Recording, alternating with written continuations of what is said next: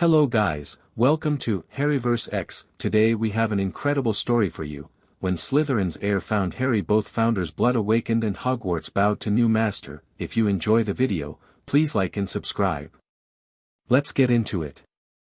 Chapter 1. The heir arrives. The thing about Hogwarts was that it always knew before anyone else did. Harry had learned that the hard way over 5 years. The castle shifted staircases when it wanted to inconvenience you. Portraits gossiped faster than owls could fly, and the doors to certain rooms only opened when you needed them badly enough. Hogwarts had opinions. It expressed them the way old things expressed everything, slowly, indirectly, and with the absolute confidence of something that had been standing long enough to know it was right. So when every torch on the third floor extinguished itself simultaneously on the morning of September 2nd, and the stones beneath Harry's feet gave a low, resonant hum that he felt more in his chest than heard with his ears, he probably should have paid attention. He didn't. He was late to Transfiguration. "Mr. Potter," McGonagall said without looking up as he slid through the door, 15 minutes past the hour. The staircases were precisely where they always are. She did look up then, and there was something in her expression that wasn't quite irritation, something sharper, more watchful. "Sit down." He sat next to Hermione, who shoved her notes sideways so he could copy the first 10 minutes of theory without asking. He mouthed "thank you" and she mouthed back "you owe me," and that was that. Ron, on his other side, was drawing something in the margin of his parchment that looked vaguely like Victor Crumb being eaten by a flobberworm. Harry decided not to ask. The lesson was on human transfiguration, specifically, partial transformation without the destabilizing effects that turned most sixth-year attempts into medical emergencies. McGonagall demonstrated by turning her own hand into a cat's paw and back again so smoothly it looked like water changing direction.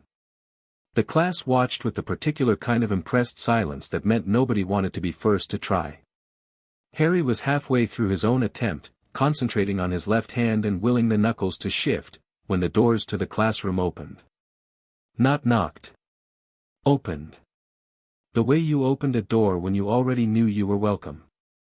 The boy who walked in was tall, not in the gangly, still growing way that described half the 6th year, but in the way of someone who had already settled fully into their body and found it satisfactory. He had dark hair cut close at the sides and longer on top, a jaw that suggested generations of careful breeding, and gray eyes that moved around the room with the practiced calm of someone cataloging exits. He was wearing Hogwarts robes, but the cut was slightly different, sharper at the shoulders, older in style, like a uniform from a decade ago that had been made to measure. The silver and green lining was immediately visible.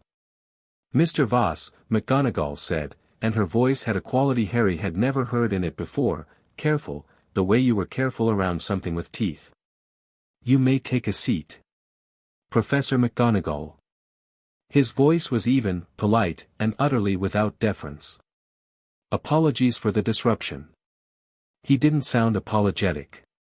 He sat in the empty chair near the window, set down a leather satchel that looked older than the school, and opened it without any of the usual first-day fumbling. He had the right textbook already out before McGonagall had resumed speaking.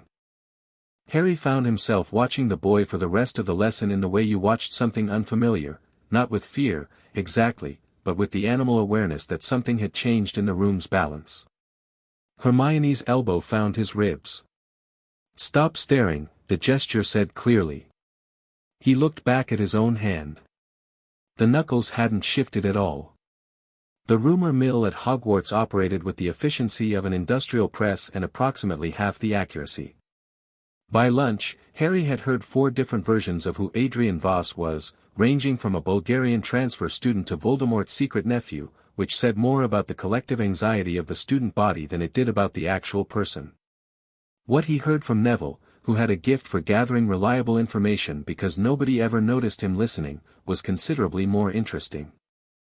"His full name is Adrian Salazar Voss," Neville said, as though reading from a prepared statement, which knowing Neville was possible.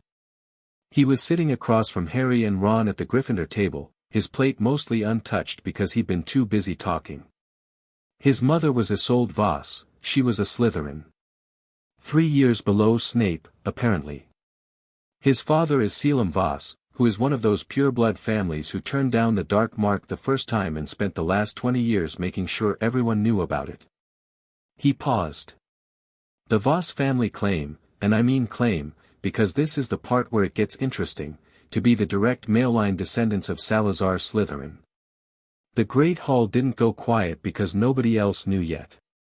But at the Gryffindor table, there was a brief silence during which Ron stopped eating, which hadn't happened voluntarily since third year. Like, the Slytherin? Ron said. As opposed to which other Slytherin? There's loads of families who claim that, Harry said. The Gaunt family claimed it. That's how Voldemort, the Gaunts claimed the maternal line, Hermione said.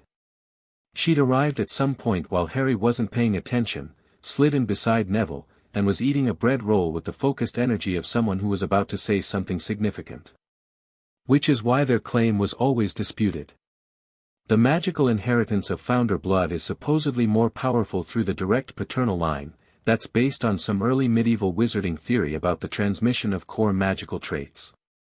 Most people think it's rubbish. She paused. Most people. But you don't, Harry said. I think the evidence is inconclusive. She took another bite of her roll.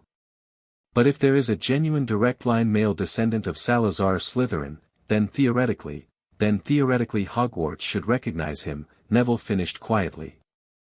They all looked at him. What? I read the Hogwarts, a history that actually covers the Founder's magic, not the abridged version they hand out. Hermione's not the only one who reads. He sounded mildly offended. The Founders built certain recognitions into the castle itself. Bloodline acknowledgements. There are portraits that will only speak to a Founder's heir. Rooms that only open for them. According to the more obscure chapters, if a genuine Founder's heir arrived at Hogwarts and was recognized by the castle, it would. He trailed off. Would what? Ron said. The book used the word bow, Neville said. Which I always thought was metaphorical, but now I'm less sure. Harry looked across the great hall at the Slytherin table, where Adrian Voss was sitting in what had clearly already become his seat, central, slightly elevated, commanding the sightline of the room without looking like he tried for it. He was talking to a seventh-year boy Harry didn't know, and whatever he was saying had the boy leaning in like a supplicant. He knows exactly what he is, Harry said. Don't they always, Hermione said, in a tone that wasn't quite admiration and wasn't quite contempt. The week moved the way the start of term always did, not fast, exactly, but with the compressed energy of too many things happening in too small a space. Classes. The oppressive warmth of the dungeons and potions, Slughorn beaming at Harry with the particular brightness of someone who had decided he was going to be useful. Defense against the dark arts with a new professor named Aldrich Thorne, who had spent 10 years as an Auror and taught the way people taught things they'd survived, grimly, precisely, without comfort. Quidditch tryouts that Harry ran on autopilot while most of his attention was elsewhere. Elsewhere being, specifically, the way Hogwarts was behaving. He noticed it first on Wednesday. He'd been walking back from the library after a late study session, taking the fourth-floor corridor because the staircases were cooperating that evening, when he passed the stretch of wall near the old Charms classroom that had always just been wall. It wasn't wall anymore. There was a door, dark wood, iron hinges, no handle, that he was absolutely certain had not been there in 5 years of regular use of this corridor. He stopped and looked at it. The door looked back at him the way doors didn't usually look at things. He reached out and pushed it. It didn't open. But it also didn't feel locked, it felt like it was waiting. Like a held breath. He stood there for a full 30 seconds, hand flat against the wood, and felt, and this was the part he wasn't going to say out loud to anyone yet, the low stone hum again. The same one from Monday morning. Except now it felt less like something the castle was doing and more like something it was saying, in a language made entirely of resonance and old stone and time. He took his hand off the door and walked back to Gryffindor Tower. He was almost certainly just tired. The confrontation, when it came, was on Friday night, and it was so precisely set up that Harry would later wonder if the castle had arranged the whole thing. He was in the library, alone. Hermione had gone to bed with a headache that she claimed was stress-related and that Ron claimed was caused by reading 17 books simultaneously, and both of them were probably right. Harry was looking up something in a volume of Advanced Transfiguration Theory not because McGonagall had assigned it but because he'd been thinking about partial transformation differently since Monday's class and wanted to understand the underlying mechanics rather than just the technique. He was deep enough in the chapter that he didn't hear footsteps until they stopped beside him. Parselmouth. Harry looked up without hurrying. Adrian Voss was standing 2 feet away with the calm posture of someone who had never learned to be uncertain about whether they belonged somewhere. He had a book under one arm, old, cloth-bound, in a language Harry didn't recognize, and he was looking at Harry with the expression of someone completing an investigation. "Is that hello?" Harry asked. "It's an identification," Adrian said. He pulled out the chair opposite without being invited and sat down. "I confirmed it Thursday in Thorne's class when the snake he brought in looked at you. The way it positioned itself. You've been watching me since Thursday. I've been watching you since Monday. No apology, no embarrassment. You're Harry Potter. I watched you for 30 seconds before you walked into Transfiguration and concluded that you were less impressive than the legend, which is true of most legends." He tilted his head slightly. "I've since revised that." Harry looked at him for a moment. "What changed?" "The castle," Adrian said simply. And for the first time since he'd sat down, something crossed his face that wasn't controlled, a flicker of something that might have been confusion, or might have been the early stages of being profoundly unsettled. "It should have responded to me." "The hum." Adrian's eyes sharpened. "You felt it. First morning you arrived." Harry leaned back in his chair, studying the other boy. "What did you expect it to do?" "More than hum." He said it flatly, and Harry got the sense that this was a significant understatement, that more than hum meant a great deal and had been anticipated for a very long time. "I am the direct male line heir of Salazar Slytherin. The Voss family has documented our bloodline for 11 generations without interruption. I have been waiting to arrive at this castle for my entire life." He paused. "And the castle acknowledged me appropriately when I entered the grounds. The wards recognized the blood." He looked at Harry steadily. "And then immediately looked past me." The silence in the library had the specific quality of late-night silence, thick and private, the kind that made things said inside it feel more significant than they were, or possibly more significant than you wanted them to be. "You want to know what it's looking at," Harry said. "I know what it's looking at." Something in Adrian's voice shifted, from control to something harder, older. "I want to know why." Harry held his gaze. "So do I." They looked at each other across the table with the specific recognition of two people who have just discovered they are standing at the edge of the same cliff from different directions, and the evening moved forward in that particular way that meant something had already changed and neither of them had quite caught up with it yet. The Chamber of Secrets was not on Harry's list of places he wanted to revisit. He'd been down there twice, once barely conscious and bleeding, once to rescue something that hadn't wanted to be rescued and hadn't thanked him for it. The entrance through Moaning Myrtle's bathroom had been sealed since second year under a new arrangement of stonework that Dumbledore had overseen personally. Or so Harry had believed. When Adrian said "I think we should test something," Harry should have asked for clarification. They were in Myrtle's bathroom, which smelled no better for the years of disuse, at 11:30 on a Friday, which was the kind of time and place and circumstance that prefects were specifically trained to prevent. Adrian was crouching in front of the sink, examining the sealed stone with the focused attention of someone reading fine print. "The seal isn't structural," he said. "It's just a locking charm. Heavy, layered, Dumbledore's work, you can tell by the signature, he has a particular pattern, very elegant, very complicated." He ran 2 fingers along the stone. "It's very politely asking me to go away." "The sink sealed shut," Harry said. "I watched it happen." "Yes, but sealed with magic, not stone." Adrian looked up. And I can speak to the magic the way you speak to snakes. Not Parseltongue, the founder's inheritance is different. It's less a language and more a. He thought about it. An authority. A signature that the castle recognizes and defers to. And you can open it. I could have opened it Monday. He stood up. But I want you here when I do. Harry looked at him steadily. Why?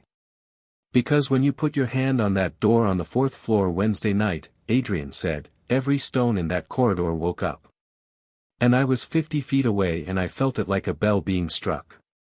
His gray eyes were direct, unreadable but not unkind. So I want to know what happens when you go somewhere the castle really cares about. Harry thought about it for approximately 3 seconds. All right, he said. Adrian turned back to the sink and did something. Harry couldn't see it exactly, couldn't hear the language if there was one, but he felt the magic release. Not break. Release, the way a door opens, the way something held yields to something it recognizes. The stone sank back, the familiar spiral opening appearing in the floor with the cold damp breath of deep places. They looked at each other. After you, Adrian said. You have terrible manners, Harry said, and stepped off the edge. The chamber was exactly as he remembered it, the long, dark, flooded corridor with the serpent pillars rising from black water on either side, the soft sourceless green light that made everything look like it was underwater already. His breath made mist. His footsteps rang against old stone. Ahead, the great door with the carved snakes waited, sealed. Harry walked to it without thinking. He spoke before he'd consciously decided to, the word came up from somewhere below decision, a hissed slide of sound that felt less like using a skill and more like remembering, the way you remembered how to swim when water closed over your head. The snakes moved. The door opened. Behind him, he heard Adrian draw a sharp breath. He stepped through into the chamber proper, the vast, cathedral space with the massive stone face of Salazar Slytherin at the far end, the reflection of still water on the ceiling, the absolute silence of a place that had been sealed for years and was now breathing again. And then the floor shook. Not violently, not an earthquake, not something that threw him off his feet.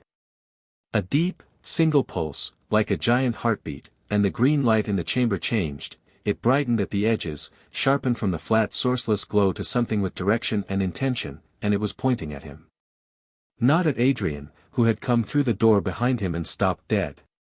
At Harry. Harry stood very still. The light was warm, which made no sense, light didn't have a temperature, or at least Muggle light didn't, but this light was warm against his face and his hands and the magic in his blood was answering it the way a tuning fork answered a note that matched it. He felt it in his fingers first, then in his chest, then in that deep untranslatable place where your magic lived before it became a spell. The face of Salazar Slytherin on the far wall, stone, cold, dead for 1,000 years, opened its eyes. They weren't blank like a statue's eyes. They were carved from something that looked like polished obsidian, and they moved. They swept the room and found Adrian first, and they looked at him with a recognition that made Adrian stand straighter and go very still, as if receiving a long-anticipated verdict. Then they moved to Harry. The eyes stopped. The entire chamber held a breath that lasted forever and less than a second. Then, from somewhere in the stone around them, not from the statue, but from the walls themselves, from the floor and the pillars and the ceiling and the deep ancient bones of the castle above them, a sound came. Harry had no better word for it than recognition, though it had no syllables. It was the sound of something very old deciding something very important, and the deciding was over before it had properly begun. Every serpent carved into every pillar in the chamber turned to face Harry. Not Adrian. Not both of them. Harry. He heard Adrian's breath leave him in a sound that was almost a word and didn't quite make it. Potter. His voice, for the first time since Monday, was not controlled. What are you? Harry stared at the obsidian eyes staring back at him. He stared at the hundreds of carved serpents all aimed at him like compass needles finding north. He thought about the hum on Monday morning and the door on Wednesday and the way every torch in the castle had gone out the moment Adrian Voss had walked onto the grounds, not in welcome, he now understood. In warning. Or perhaps something more complex than warning. Perhaps in anticipation. I don't know, he said. And it was the most honest thing he'd said in years. They sat on the steps of the chamber entrance for an hour after that, which was not a comfortable place to sit but was at least dry. The light had settled back to its usual flat green. The stone face had closed its eyes. But the serpents on the pillars were still facing Harry, and Adrian kept glancing at them with the expression of a man recalculating something very important. The Voss family history, Adrian said, at length, documents every time a founder heir entered Hogwarts. There are 17 recorded instances across 900 years. In every single one, the castle responded, lights, warmth, the portrait speaking, small demonstrations. He looked at his hands. The last recorded instance was 1842. A Voss ancestor. The account says the chamber specifically slept while he was in it, went quiet, as if at rest. He looked at the still watching serpents. It is not quiet now. Because of me. Because of you. And the thing that's confusing me, he said, with the tone of a person who did not enjoy being confused, is that by every record I have access to, the Gryffindor line died out in the 14th century. Completely. No heirs. No descendants. The blood was gone. He paused. So the chamber should have given you nothing. Parseltongue, yes, Voldemort gave you that, everyone knows the theory. But this, he gestured at the serpents. This is founder recognition. The castle itself is acknowledging a bloodline. And the only bloodline it should be acknowledging in this room is mine. Harry said nothing because he had nothing useful to say yet. Unless, Adrian said slowly, the Gryffindor line didn't die out. Unless it survived through a branch that nobody was looking at because everyone had stopped looking. A branch like a Muggle-born woman from Cokeworth, Harry said quietly, almost to himself. The thought arrived fully formed and settled into him with the specific weight of things that are true. He didn't say my mother, not out loud, not yet, but the word was there, and the shape of it, and the way it rearranged everything he'd thought he knew about Lily Evans and the ancient, particular power of her sacrifice and why it had worked when so many other sacrifices hadn't. Adrian was watching him with the patient attention of someone who had learned that waiting was more productive than pressing. I need to look at some things, Harry said. Yes. A pause. I expect you do. Harry stood up. He looked around the chamber one more time, at the serpent still tracking him, at the green water and the old stone and the 1,000 years of history his mother had apparently been quietly carrying inside her without knowing it. Voss, he said. Voss, Adrian agreed, which wasn't an answer to anything but somehow felt like one. This doesn't leave this room yet. Adrian stood as well. He was a half-inch taller than Harry, and in the chamber's light he looked exactly like what he was, ancient blood, old name, a boy who had been raised for a purpose and was now finding out that purpose was more complicated than advertised. He looked at Harry with an expression that Harry was learning to read as respect that cost him something. Agreed, he said. For now.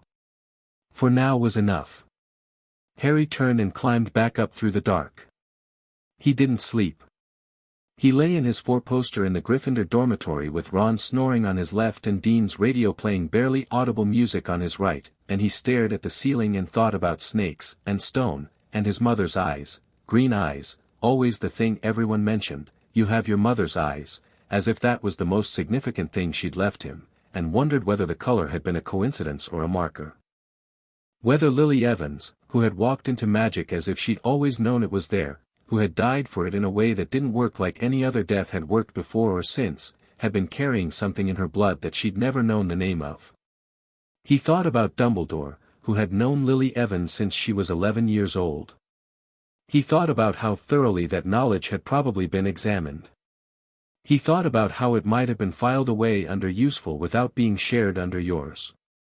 He picked up his wand from the nightstand and held it. 10 inches, holly, which was a warding wood, a protective wood, the wood of something that stood at boundaries and kept things out. The core was phoenix feather, the other feather, Ollivander had said, from a phoenix that had given only 2, the other being the wand that gave Voldemort the scar on Harry's forehead. Twin cores. Priori incantatem. 2 lines that kept intersecting because they came from the same source. Harry was beginning to think that was a pattern rather than a coincidence. He set his wand back down and closed his eyes and listened to the castle. Below him, through floors and stone and centuries, Hogwarts breathed in and out with the slow rhythm of something alive. He could feel it, had been able to feel it for years without ever naming it, always assumed it was the magic of the place bleeding through like warmth from a fire. He'd never asked if it was something more personal than that. He asked now, quietly, in the dark. The answer came in the hum, low and certain and continuous, rising just enough that the glass of water on his nightstand shivered once and went still. Yes, it said, in no language at all. He slept after that.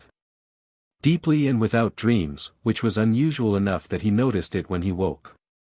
Hogwarts let him rest. Which meant, he supposed, that it needed him sharp. Saturday morning was overcast, the sky through the tower windows the particular grey of Scottish autumn settling in properly. Harry came down to the common room to find Hermione sitting in the window seat with 4 books open around her like a fortress, cross-referencing something with the intensity she usually reserved for exams that were worth at least 30% of a grade. She looked up when he came down the stairs. Looked at his face. Looked back at her books. "Sit down," she said. "I found something last night." He sat. "What kind of something?" "The kind that explains why the castle spent all of Monday night rearranging the enchantments on the 4th floor." She turned one of the books to face him, a genealogical text, dense with small print and branching diagrams, open to a page covered in family trees so intricate they looked like winterbear thorn bushes. "The Evans family." Harry looked at the page. "Your mother's maiden name was Evans," Hermione said, with the precision of someone laying out evidence. "Before she was Lily Evans she was Lily Prince, that's her grandmother's maiden name. There's a record of it in the Wizarding Birth Register that most people don't know exists because it includes Muggle-born births when the child shows early magical accession." She paused to breathe.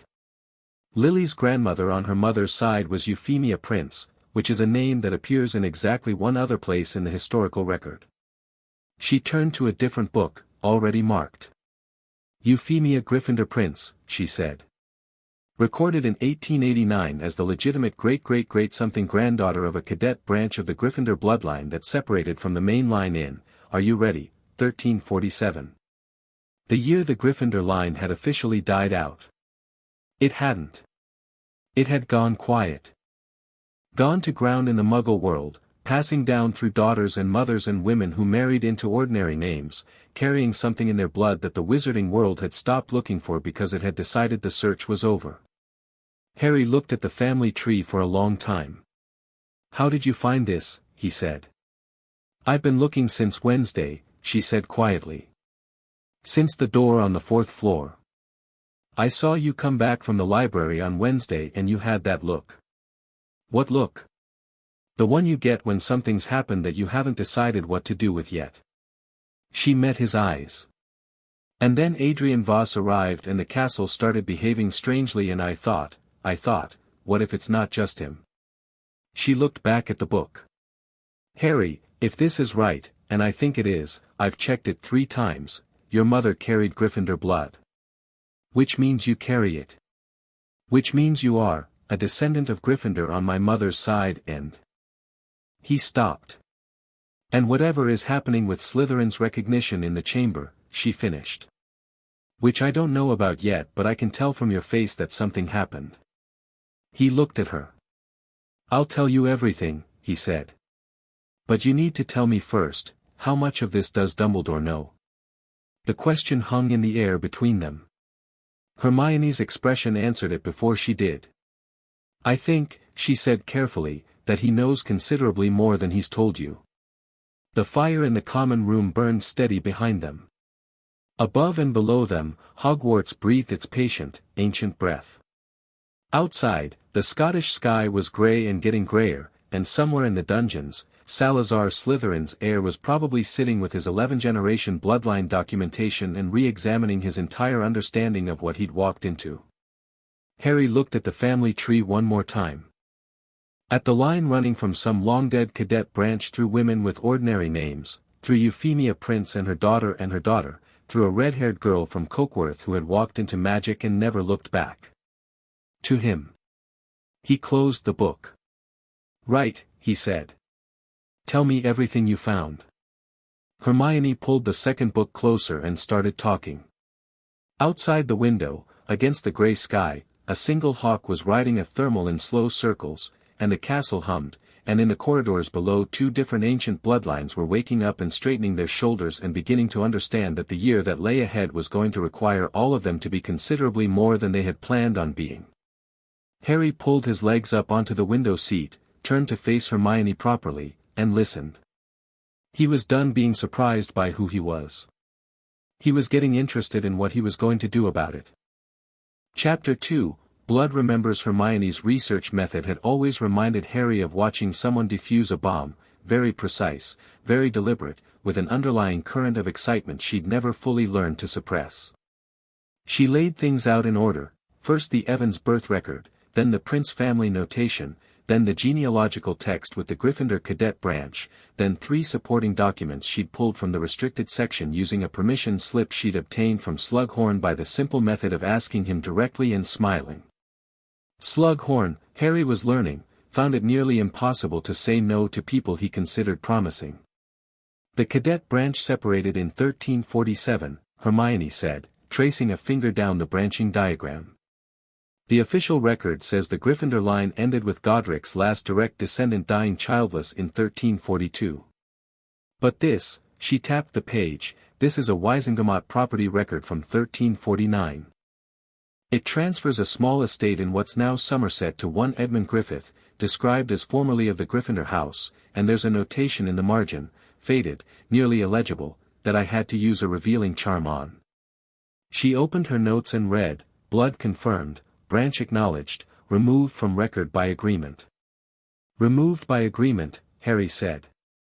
"Someone chose to bury it. Someone in the mid-14th century decided that the last living relatives of Godric Gryffindor should quietly stop being the last living relatives of Godric Gryffindor." She sat back. "And I have exactly one guess as to why." Harry said nothing, waiting. "Because Salazar Slytherin's descendants were already beginning what would become a 2-century campaign to reclaim Hogwarts," she said. "If you are the heir of Gryffindor and Slytherin's people are hunting for founder bloodlines to either recruit or eliminate, the safest thing you can do is disappear into the Muggle world and be very, very ordinary for a very long time." Harry thought about his mother. Who had been, by every account he'd ever received, extraordinary the moment she'd touched a wand for the first time. Who had been so good at magic that it had drawn attention from all kinds of people, Slughorn, Dumbledore, eventually James, eventually Voldemort. Who had, in the end, been killed by a Dark Lord who claimed Slytherin's heritage and whose killing curse had bounced off something in her death that nobody had ever fully explained. "The protection," Harry said slowly. "The sacrificial magic. I've been thinking about that." Hermione's voice was careful in the way that meant she was excited but didn't want to say something she couldn't support. "The theory of sacrificial magic has always been that it works because of love, pure intent, willingness to die for another. And that's true, as far as it goes. But the reason it worked in your specific case, the reason it produced an actual ward rather than just a tragic death, might not be only about love. It might be about what she was carrying," Harry said. "Founder blood," Hermione agreed quietly. "Ancient, specifically protective, Gryffindor blood. Which has been sitting in your veins since the night she died, and Hogwarts has apparently been aware of this entire time and has chosen right now, with the arrival of Slytherin's heir, to make itself known." The common room was nearly empty. The fire crackled. Outside the windows, the October wind was beginning to make itself felt, pushing against the glass in irregular gusts that rattled the old frames. I need to talk to the portraits, Harry said. Hermione blinked. Which portraits? The founders. He looked at her. Neville said there are rooms only a founder's heir can access. Portraits that only speak to specific bloodlines. That door on the 4th floor that I couldn't open, he paused. What if I just hadn't tried properly? The door was still there on Saturday afternoon. Harry stood in front of it while Hermione stood 6 feet back, close enough to observe, far enough to not interfere with whatever was going to happen, which was her version of being respectful. She had her notebook open. He'd told her to put it away 3 times. She hadn't. The door was dark wood, iron hinges, no handle. No lock that he could see. He studied it for a moment, the same way he'd studied it Wednesday night, and then he did what he hadn't done on Wednesday night, he stopped treating it like a door. He put his hand flat against the wood and he didn't push. He just stood there, present and deliberate, and let whatever was in his blood surface the way it had in the chamber. Not a spell, not a technique. More like breathing out. The hum came up from the floor. The door swung inward. The room beyond was not what he expected. He'd half imagined a storage room, a forgotten classroom, something dusty and incidental. Instead it was a long gallery, low-ceilinged, with dark wood paneling and a stone floor worn smooth by centuries of feet. Torches lit themselves as he stepped in, one after another, running the length of both walls, and in their light Harry saw the portraits. 6 on each side. 12 total. And they were all awake. Not the half-awake, drowsy state that most castle portraits defaulted to, these were alert, present, watching him with 12 pairs of painted eyes that held the weight of very long waits finally ending. They were dressed in clothes from different eras, different faces, men and women, old and young, but they shared something in expression that Harry recognized by the time he'd taken 3 steps into the room. They were looking at him the way you looked at someone you'd been expecting. He walked slowly, reading names from the small plaques below each portrait. Aldrich Gryffindor, 1289. Maris Gryffindor Ashworth, 1301. Edmund Griffith, 1349. He stopped at that one, the man from the property record, the one who had agreed to disappear. Edmund Griffith looked back at him from under thick brows with the expression of a man who had made a hard choice and had spent 600 years being at peace with it. You look like Godric, Edmund said. His voice was the deep, slightly too resonant quality that portrait voices always had, like sound coming through water. But the words hit Harry in the chest with the specific force of something true. Around the eyes, Edmund continued. And the way you hold your hands. He always stood exactly like that, like he was ready for something without being sure what. A pause. He found it very useful. The enemies never knew if he was relaxed or preparing. I wasn't aware I was doing it, Harry said. Of course not. It's not something you learn. It's something you are. Hermione made a soft sound from somewhere near the door. Harry didn't look back at her. You know what I am, he said. Not a question. We have known since the castle knew, Edmund said. Which has been since the night your mother died, in the strictest sense. But the castle doesn't announce things. It waits. His painted eyes moved to the far end of the gallery. She'll want to speak to you. She's been waiting longest. Harry walked to the end of the gallery.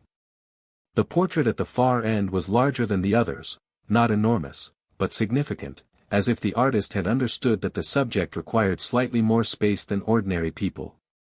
The woman in it was perhaps 40, with dark auburn hair and sharp brown eyes and the kind of face that in life had probably made people want to prove themselves to it. She was wearing robes that Harry recognized from history of magic illustrations, early medieval, a style that placed her in a very specific time. The plaque read, Rowena Ravenclaw Gryffindor, 1089 to 1142. Harry stared at the name for a full 5 seconds. Ravenclaw Gryffindor, he said aloud. My mother was Rowena Ravenclaw, the portrait said. My father was Aldrich Gryffindor, Godric's second son. I was born between the two houses that bear my parents' names, and I spent my life in the space between things, which is a very uncomfortable space but an extremely useful one. Her voice was dry and precise and not unkind. I was also the last Gryffindor bloodline that mattered, before Edmund chose his particular form of wisdom. Which is to say, you are descended from me. Harry breathed in slowly. Both of them, he said. Both founders. Gryffindor through your mother's line, yes. The Slytherin connection is different, not through descent but through the Parseltongue, which is a bloodline gift that transferred in ways I won't pretend to fully understand. She studied him. Though I notice you are not as surprised as I expected. Something in the chamber suggested it last night, Harry said. Ah. Something in her expression shifted, not surprise, something more complicated. You went to the chamber with Salazar's boy. Adrian Voss. I knew his ancestor, Rowena said, in a tone that covered a great deal of history in very few words. Salazar loved his students. He was not a good man in every respect, but he loved his students the way I loved my library, absolutely and with no patience for their limitations. She paused. His heirs have generally been more complicated than he was, which is saying something. What do you make of the Voss boy? Honest, Harry said, after a moment's thought. Controlled. Carrying a weight he's been trained to treat as a privilege. You're more perceptive than I was led to believe by the stories. What stories? The portraits talk, child, she said, with the ghost of amusement. We have been talking about Harry Potter since 1981. You are something of an ongoing subject. She looked at him steadily. I will tell you something that none of the other portraits will tell you, because they think it will frighten you, and I think you deserve accurate information more than comfortable omissions. Go on, Harry said. You are not merely a descendant, Rowena said. Descent is common. Distant blood is common. What you carry is something different, something that happens perhaps once in 5 centuries, when bloodlines converge at the exact right confluence. In the old texts, before the Founders' era was sanitized into something more palatable, it was called convergence. She held his gaze. When more than one Founder's inheritance meets in a single magical core, the core doesn't merely carry both. It synthesizes them. Creates something that didn't exist before. A pause. The castle has been built to recognize this. Godric and Salazar built that recognition into its foundation specifically because they were friends once, before everything went wrong, and they agreed on exactly one thing in their final years. What thing? Harry said. That if a convergence ever occurred, if someone carried both their lines in a single core, that person should have the castle. Rowena's voice was completely calm. Not the headmastership. Not an honorary title. The castle itself, in the way that Hogwarts can be had, its loyalty, its power, its full cooperation. They built a recognition into the stones that would activate only for a convergence. The torches in the gallery burned very steadily. They built it, Harry said slowly, and then one of them spent the rest of his life making sure it would never happen. Salazar was not consistent in his ideals, Rowena agreed drily. He agreed to the recognition and then spent 20 years ensuring his bloodline would dilute itself away from Muggleborns. But he never removed the recognition from the castle, because Godric wove it too deep, and by the time Salazar understood that, they were already not speaking. She tilted her head. And here you are. Harry stood at the end of the gallery and looked at 12 portraits of his ancestors looking back at him, and he understood, in the deep structural way you understood things that rearranged your entire framework, that this was not a discovery that had happened to him. This was a discovery that Hogwarts had been waiting to give him. Why now, he said. Why this year? Because, Rowena said simply, the Voss boy arriving was the trigger. The castle needed both blood acknowledgements in the same space, Slytherin's heir present, Gryffindor's heir present. Like two halves of a key turning simultaneously. She looked almost satisfied. Your mother's death activated the latent inheritance. Her sacrifice compressed it into you, made it more concentrated than it would have been through ordinary descent. But it needed the Slytherin presence to unlock. A pause. It needed, if you like, the castle to be shown that both sides had arrived. And now that it has been shown, Harry said. Now the castle knows what you are, she said. And it will act accordingly. He thought about what accordingly might mean for a castle with 1,000 years of built intentions and 2 founders' worth of consolidated magic sitting in its foundations. Then he thought about Voldemort, who had spent 30 years trying to claim a heritage that Harry had apparently been carrying in his bloodstream since birth. He laughed. Just once, quietly, but it was genuine, the kind of laugh that came from something actually being funny in the darkest possible way. Rowena Ravenclaw Gryffindor looked at him with sharp approval. Yes, she said. Exactly. He told Hermione everything on the walk back. She listened with her notebook pressed against her chest, unopened, which was her version of giving something her full attention. She didn't interrupt. She didn't ask clarifying questions. She waited until he'd finished, and then she walked in silence for the length of a corridor, and then she said, Dumbledore knows. Tell me why you're sure, Harry said, because he wanted to hear the reasoning, not just the conclusion. Because Dumbledore investigated your mother's sacrifice thoroughly enough to base the blood wards at the Dursleys on it, she said. He would have traced the mechanism. And if you trace the mechanism of sacrificial magic deep enough, you end up at founder bloodlines, because that's where the theory comes from, Godric Gryffindor's own writings on sacrificial protection magic, which are in the Hogwarts archive. She was precise and unhurried. If Dumbledore read those writings, and Dumbledore reads everything, he would have found the Gryffindor notation in the Evans family record eventually. He was the one who placed you at the Dursleys, Harry. He would have checked everything about your mother's family. Harry turned this over. And he said nothing. He said nothing, she agreed. For 15 years. They walked. The castle was busy with Saturday afternoon, students in corridors, laughter from somewhere above them, a smell of something good coming from the direction of the kitchens. He'd have reasons, Harry said. Not defending Dumbledore, just being accurate. He'd say he was protecting me. That knowing would have been dangerous. That Voldemort would have used it, all of that might even be true, Hermione said. And it still doesn't make keeping it from you right. She stopped walking and looked at him directly. You're 17 years old and you have been walking around for 17 years not knowing what you are, while the man responsible for your welfare did know and chose to manage that information rather than give it to you. She paused. I'm not telling you to be angry about it. I know. He was, though. Quietly, at a deep level, with the specific quality of anger that came from betrayal by someone you trusted. Not blazing, something more structural, more cold. I'm not going to go shout at him. No, she said. You're going to learn everything you can first. Yes. They looked at each other. I need to get into the Hogwarts archive, he said. I know. I've been trying to access it for 3 years. It's sealed, requires specific authorization from the headmaster. Harry thought about what Rowena had said. The castle will act accordingly. He thought about the door that had opened for him. He thought about 12 portraits and 1,000 years of patient waiting. I don't think I need the headmaster's authorization, he said.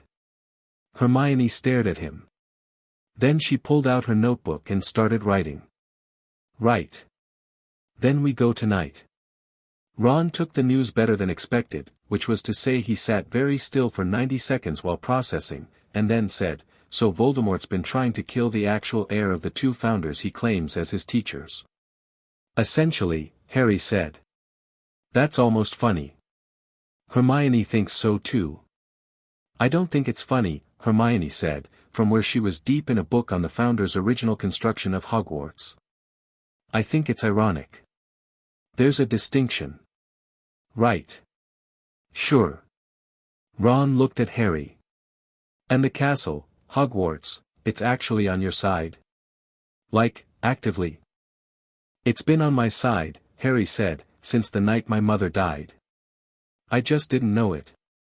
And now that you do know it. Harry was quiet for a moment. Now I can actually use it. Ron nodded slowly, in the way he nodded when something made complete sense and he was choosing not to complicate it unnecessarily. It was one of the things Harry valued most about him. What do you need? Ron said. For tonight, keep watch outside the archive entrance. If any professor comes, I'll create a scene, Ron said immediately. I'm very good at creating scenes. I know, Harry said. And after tonight? Ron said. Harry looked at the fire. I don't know yet. But we'll need to move fast once we do. Move fast toward what? It was a fair question, and Harry sat with it for a moment before answering. There's a war coming, he said. There's always been a war coming. But I've been waiting to be told what to do in it, and I'm done with that. He met Ron's eyes. We're going to figure out what the founders actually built this place to be and we're going to use it. All of it. Ron looked at him for a moment with an expression that Harry couldn't quite categorize, something between recognition and relief, like seeing someone you knew become more fully themselves. About time, Ron said simply. And picked up his chess piece and went back to his game. They went at 2 a.m, when the castle had settled into its deep nighttime stillness.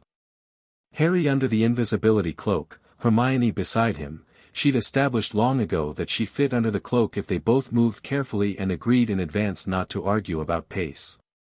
Ron was at the third-floor corridor junction with a wizard's chess set, prepared to be conspicuously and loudly confused about the rules if anyone came. The archive entrance was in the east wing of the 6th floor, not secret, not hidden, just deeply uninteresting to anyone who didn't know what it contained. It looked like a broom cupboard door, which was probably intentional. A heavy locking charm sat on it, layered and complex, Dumbledore's signature all through it exactly as Adrian had described his magic, elegant, intricate, and very politely asking Harry to go away. Harry put his hand on it. Don't force it, Hermione murmured beside him. I'm not going to force it. He did what he'd done with the gallery door. Stopped treating it like an obstacle. Just stood there, present, and let the thing in his blood surface naturally, the convergence or whatever Rowena had called it rising like warmth from deep water. The locking charm recognized him. He felt it happen, felt the magic of the lock encounter the magic in his blood and undergo a rapid, silent renegotiation, the way a sophisticated security system might reclassify a user from visitor to owner. There was a click, deep and resonant, and the door opened. The archive was cold and smelled of very old parchment and something else, something mineral and warm, like sunbaked stone, which shouldn't have been possible underground but was. The torches didn't light themselves. Harry raised his wand. Lumos. The light moved over shelves and shelves and shelves, floor to ceiling, deep into the dark, row after row of parchment scrolls and cloth-bound volumes and glass-stoppered vials of what looked like preserved memories. It was enormous. The room was easily 10 times larger than it had any right to be, which meant the interior had been expanded at some point in the last 1,000 years by someone who had known they were putting a lot of things in here. Hermione made a sound that might, in other contexts, have been a sob. Focus, Harry said. I am focused, she said, already at the nearest shelf and reading spine labels with her wand up. I'm just also extremely moved. Start at the far end, the oldest materials will be deepest in. He moved through the archive with his wand light, reading labels. Most of the earlier sections were in Latin or Middle English, but there was a translation charm woven into the shelving that made the titles legible if you looked at them for more than 2 seconds. Architectural Foundation Records, 993-1000. Founders Council Minutes, 994-1000. Bloodline Registrations, Original. He slowed at that one. Personal Correspondence, SS. He moved past it. Castle Ward Specifications, Original Construction. He stopped. He pulled the scroll. It unrolled in his hands, original parchment, not a copy, and the translation charm brought the Latin up in English superimposed over the original text like an overlay. The handwriting was two different styles, one angular and precise, one broader and more generous, and they alternated through the document in the way of people working together on something that required both their signatures. Article 7, Harry read. On the question of convergence. He sat down on the cold stone floor and read. It took 20 minutes. Hermione found him there, sat down without comment, read over his shoulder, and was silent the entire time. When he finished, he rolled the scroll back up carefully and sat with it in his hands. They planned for this, Hermione said quietly. They argued about it, Harry said. Extensively, by the look of the margins. The handwriting in the margins was a third style, smaller, sharper, notes made later, probably by Rowena, and it translated to things like Salazar is being difficult again and Gigi still convinced this will work and, near the end, they've agreed, finally, though S will regret it by Thursday. But they agreed. What does it actually say, in summary? Hermione said. She was writing already. The castle was designed as a stronghold, Harry said. Not primarily a school, the school came later, when things were more peaceful. The original structure was a defensive fortress meant to withstand the next great conflict. They called it, he looked at the parchment, they called it the Turning, which I think means a war between the magical and non-magical worlds, or a war within the magical world of sufficient scale to threaten everything. And the convergence figure is the stronghold's master, Hermione said. More than master, Harry said.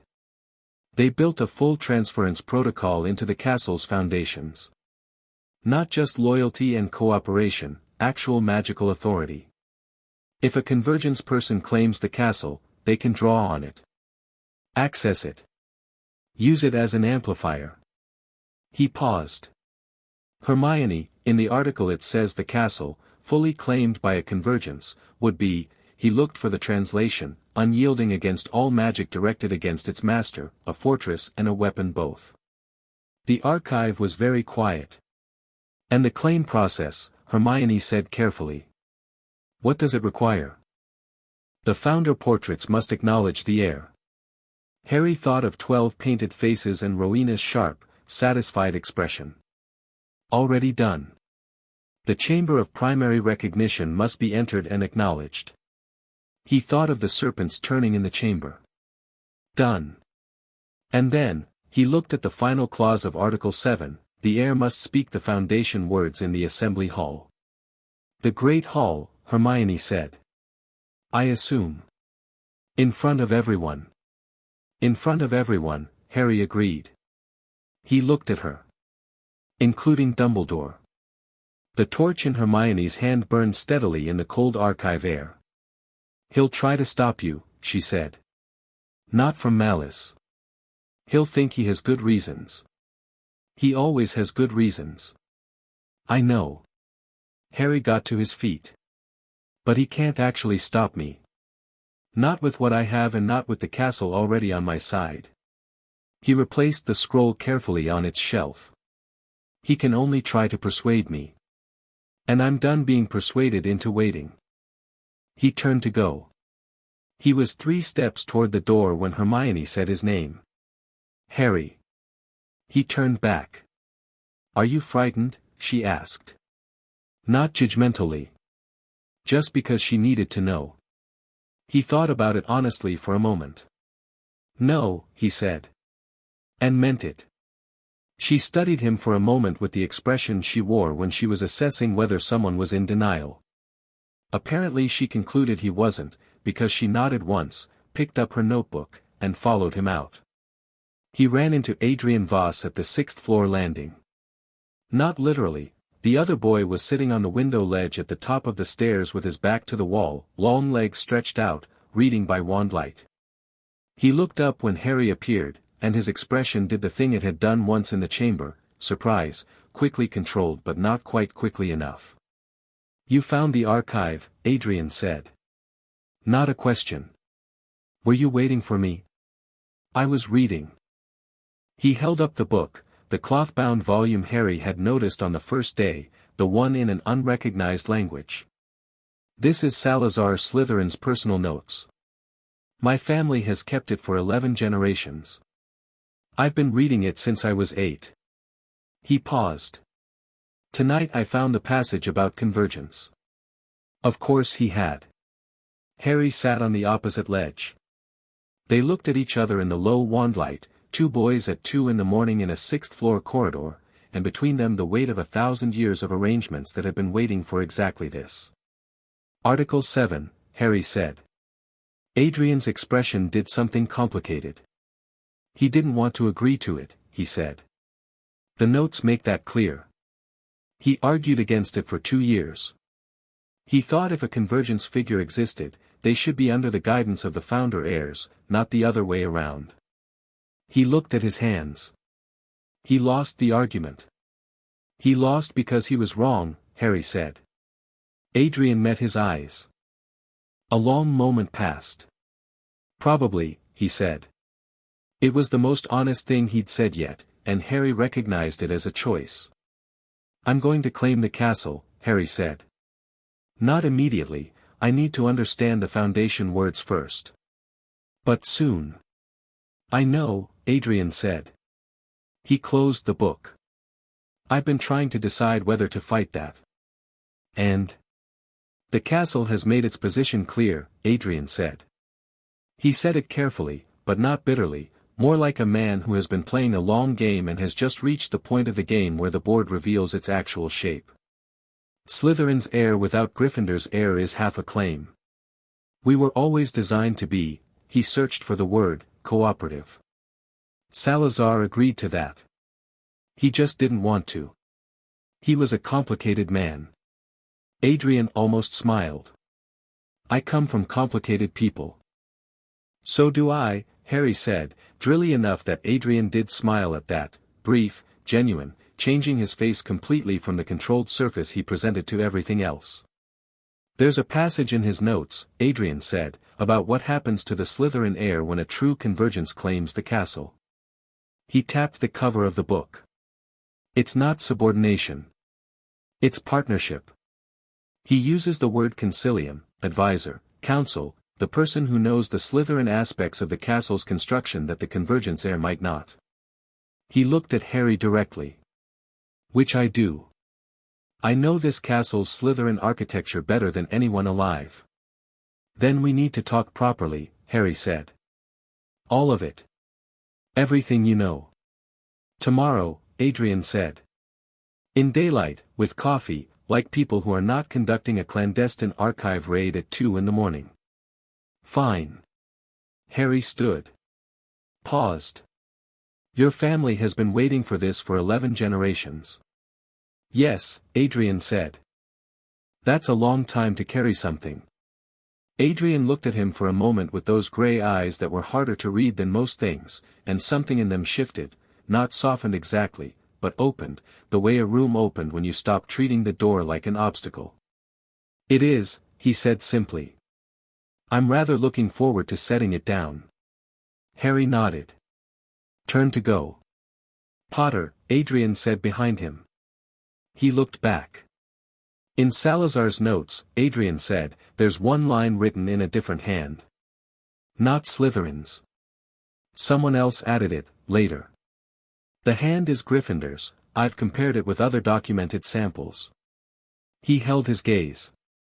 It says, when he arrives, he will not need our permission or our guidance. He will simply need the truth. Give him that first. The corridor held the quiet of 2 in the morning and the weight of 1,000 years. He wrote that for me, Harry said. Not incredulous, just certain. It does appear so, Adrian said. Yes. Harry stood with that for a moment. Then he walked back to Gryffindor Tower with the castle humming steadily under his feet and Godric Gryffindor's words turning in his mind, and above him and below him and all around him the stones of Hogwarts breathed in the particular rhythm of something that has waited long enough and sees, at last, that the wait is almost over. Chapter 3, The Castle Beau's Sunday morning arrived grey and cold and entirely indifferent to the fact that Harry had slept 4 hours. He was down in the great hall before most of the castle had woken up, sitting at the Gryffindor table with a mug of coffee that Hermione had taught him to request from the kitchens directly. Just tap the table twice near the edge and think coffee, and a house elf would materialize a cup within 30 seconds. It was one of approximately a dozen small Hogwarts operational secrets that most students never discovered because they never thought to look for them. Harry was starting to understand that Hogwarts had entire layers of itself that most people never found because they never thought to look. He had the Foundation Words document open on the table in front of him, not the original scroll, which he'd left in the archive, but Hermione's transcription, which was so precise it was essentially a facsimile. She'd translated the Latin herself rather than relying on the archive's charm, on the grounds that translation charms interpolated meaning and she preferred to work with the actual words. The document was 3 pages in her handwriting and every third line had a margin annotation in red ink that said things like verify this etymology and GG's phrasing is ambiguous here and once, near the bottom, simply extraordinary. The Foundation Words themselves were not a spell in any conventional sense. They were more like a formal declaration, a statement made in a specific magical register of Founder-era English that functioned less like an incantation and more like a contract. You weren't casting anything. You were claiming. The distinction mattered because spells could be countered and contracts, once signed in the right magic, could not. The words needed to be spoken in the Great Hall. During a time when the hall was occupied, the castle's recognition required witnesses, not because it needed validation, but because the claim had social and political weight that the founders had deliberately built in. They hadn't wanted their convergence heir to be a secret. They'd wanted them to be known. Harry turned this over while his coffee cooled slightly and the Sunday morning light came through the high windows in long oblique shafts. He was thinking about timing. About Dumbledore, who would be watching. About the student body, who would be confused, and then not confused, and then, what? Frightened? Awed? He wasn't particularly worried about either. He was thinking about it the way you thought about logistics, what would happen, in sequence, and what he needed to be ready for. You're thinking very loudly, said a voice to his left. He turned.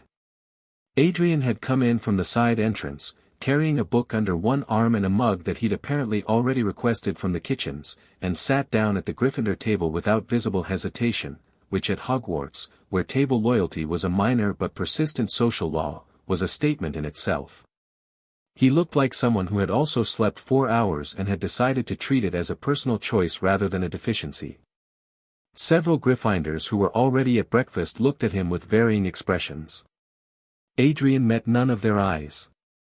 He put his book down, set his mug next to it, and looked at Hermione's transcription.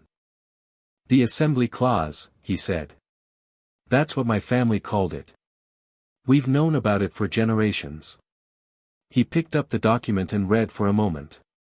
Her translation is good. Gonwyrd Heldend is tricky, most people render it as castle keeper but Heldend is more specifically a guardian possessor. Something between ownership and responsibility. She has it as master warden, Harry said. Better. He set it down.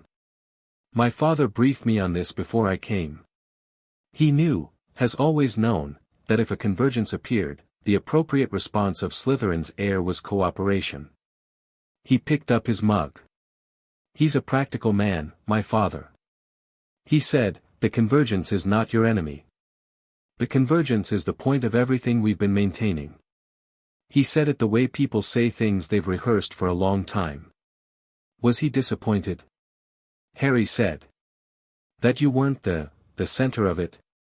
Adrian considered this honestly. He was prepared for it, he said. Which is different from not being disappointed. He looked at Harry steadily. I was the one who was disappointed. My father had prepared me for the possibility of the convergence. Nobody had prepared me for you. What does that mean?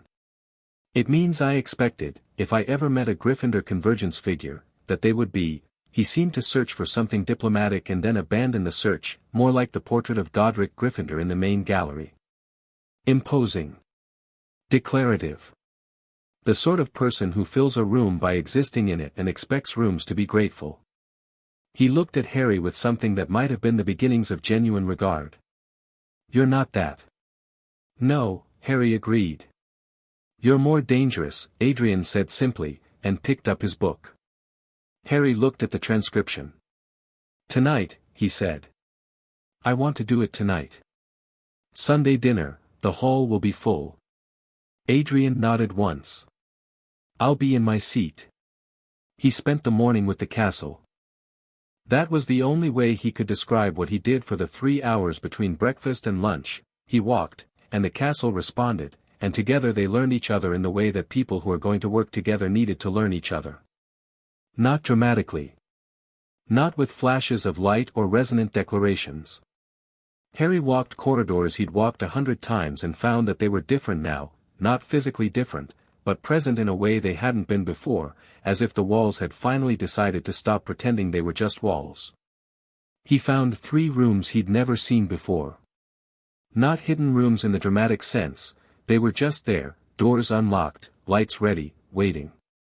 One was a long narrow space full of weapons that looked like they predated Hogwarts by several centuries, mounted on the walls in arrangements that felt less like display and more like inventory. One was a circular room with a domed ceiling painted as a night sky, with moving stars, and in the center a stone plinth with nothing on it that hummed so strongly when Harry stood close to it that his back teeth ached. The third was small and plain and contained only a chair and a fireplace and a table with 2 goblets on it, one filled with something golden, one with something dark, and Harry looked at it and felt the specific pull of something important and left it alone for now. He stood at the edge of the astronomy tower and looked out over the grounds. The lake was iron-gray in the overcast light, the forbidden forest dark at the edges. Below, on the Quidditch pitch, he could see the specks of early morning flyers, Gryffindor team, probably, Ginny running drills, and the familiar shape of the groundskeeper's hut near the tree line. Home, he thought. It had always been home. He had always known it was home. But there was a difference between knowing a place as home and knowing it as yours, and standing on the astronomy tower with the castle humming under him and the horizon stretching out in all directions. Harry understood that difference in his bones. He put his hands on the parapet. "I'm going to claim you tonight," he said to the castle, quietly, not as an announcement but as a courtesy. "I thought you should know I've decided." The wind shifted slightly. The stone under his hands warmed by exactly half a degree. He took that as acknowledgement. He told Neville over lunch, because Neville had been with him since first year and had earned the right not to be surprised by things he could have been informed of. Neville absorbed it in his particular way, going still, eyes slightly distant, processing. He ate 2 bites of his sandwich while processing. Then he said, the foundation words in the Great Hall. "Tonight. Tonight. Dumbledore will be there." "Yes. And he'll know, when you start, he'll know what you're doing." "Yes." Neville thought about this for another moment. "Will he try to stop you?" "He might try to speak first," Harry said. "Make an announcement, create a reason for people to leave, something to disrupt the timing. He'd been thinking about this all morning. He won't use magic against me. He's too careful for that. But he'll try to manage the situation. So you need to move before he can manage it," Neville said. He wasn't asking. You need to stand up and say the words before he has time to set any other frame for what's happening. "Exactly." Neville nodded. "What do you need from me?" "Watch the staff table," Harry said. "If Dumbledore starts to stand before I do, I need to know." He paused. "You see things in a room. You always have." Neville looked slightly startled to hear it said directly, which told Harry he'd never been told often enough. "I'll watch," he said. "And Harry," he hesitated. "What?" "For what it's worth," Neville said, "I think Godric Gryffindor would have been satisfied." He said it plainly, without ceremony, in the way Neville said important things, as if they were just facts that deserved to be stated. Harry looked at him for a moment. "Thanks, Neville," he said. The afternoon was the hardest part. Harry sat in a common room and read through the foundation words so many times he could have said them backwards. He wasn't nervous. The absence of nerves was itself something worth noticing, because by rights he should have been. He was about to stand up in front of the entire school and do something that would permanently and irrevocably change his relationship to every power structure in the wizarding world. That should have produced anxiety. Instead, what he felt was something close to the feeling he had at the start of a Quidditch match, the clean, focused alertness of something that had been building finally being allowed to begin. Hermione sat beside him through the afternoon. She didn't drill him or quiz him or suggest amendments to her translation, which told him she was satisfied with the preparation. She read her own book and occasionally glanced at him with the expression of someone making sure a complicated process was proceeding correctly. Ron was playing chess with Ginny, letting her win slightly more than was plausible. He'd been told the plan. His response had been to put away his remaining questions and focus on being present, which was what Ron did when things got serious. Ginny had not been told. Harry would need to fix that gap, but not today. At 5 o'clock Hermione closed her book. "Ready?" she said. "Yes," he said. She looked at him for a long moment, the way she'd looked at him in the archive, checking for denial and not finding it. Then she smiled, small and fierce. "Good," she said. "Because you're about to be remarkable and I want to make sure you know that I know that." "You could have just said good luck." "I could have," she agreed. "But I said what I meant instead."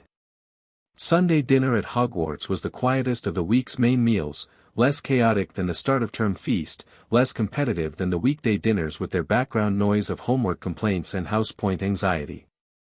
The great hall filled gradually from 6 o'clock, students drifting in small groups, filling benches, reaching for food. Harry sat at the Gryffindor table in his usual spot and waited.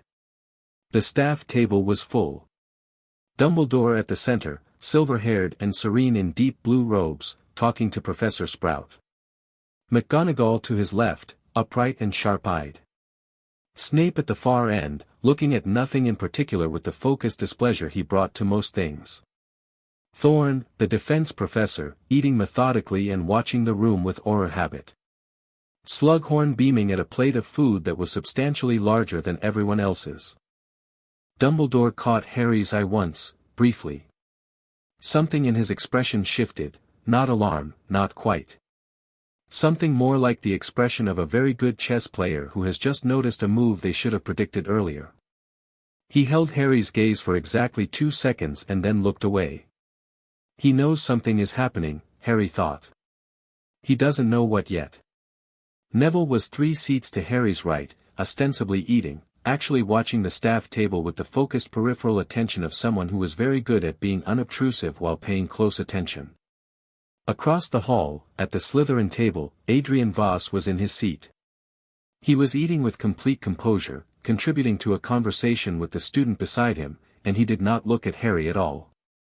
But his posture had the quality of controlled readiness, the way a person sat when they knew exactly what was about to happen and had already decided where they stood. Harry ate for a while. Let the hall fill. Let the noise level reach its comfortable Sunday evening equilibrium.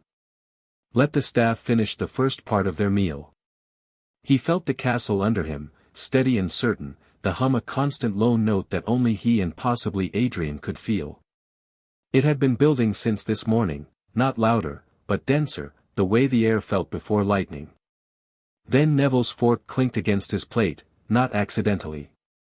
A deliberate small sound. Harry looked up. Dumbledore had set down his cutlery and was leaning slightly toward McGonagall, saying something.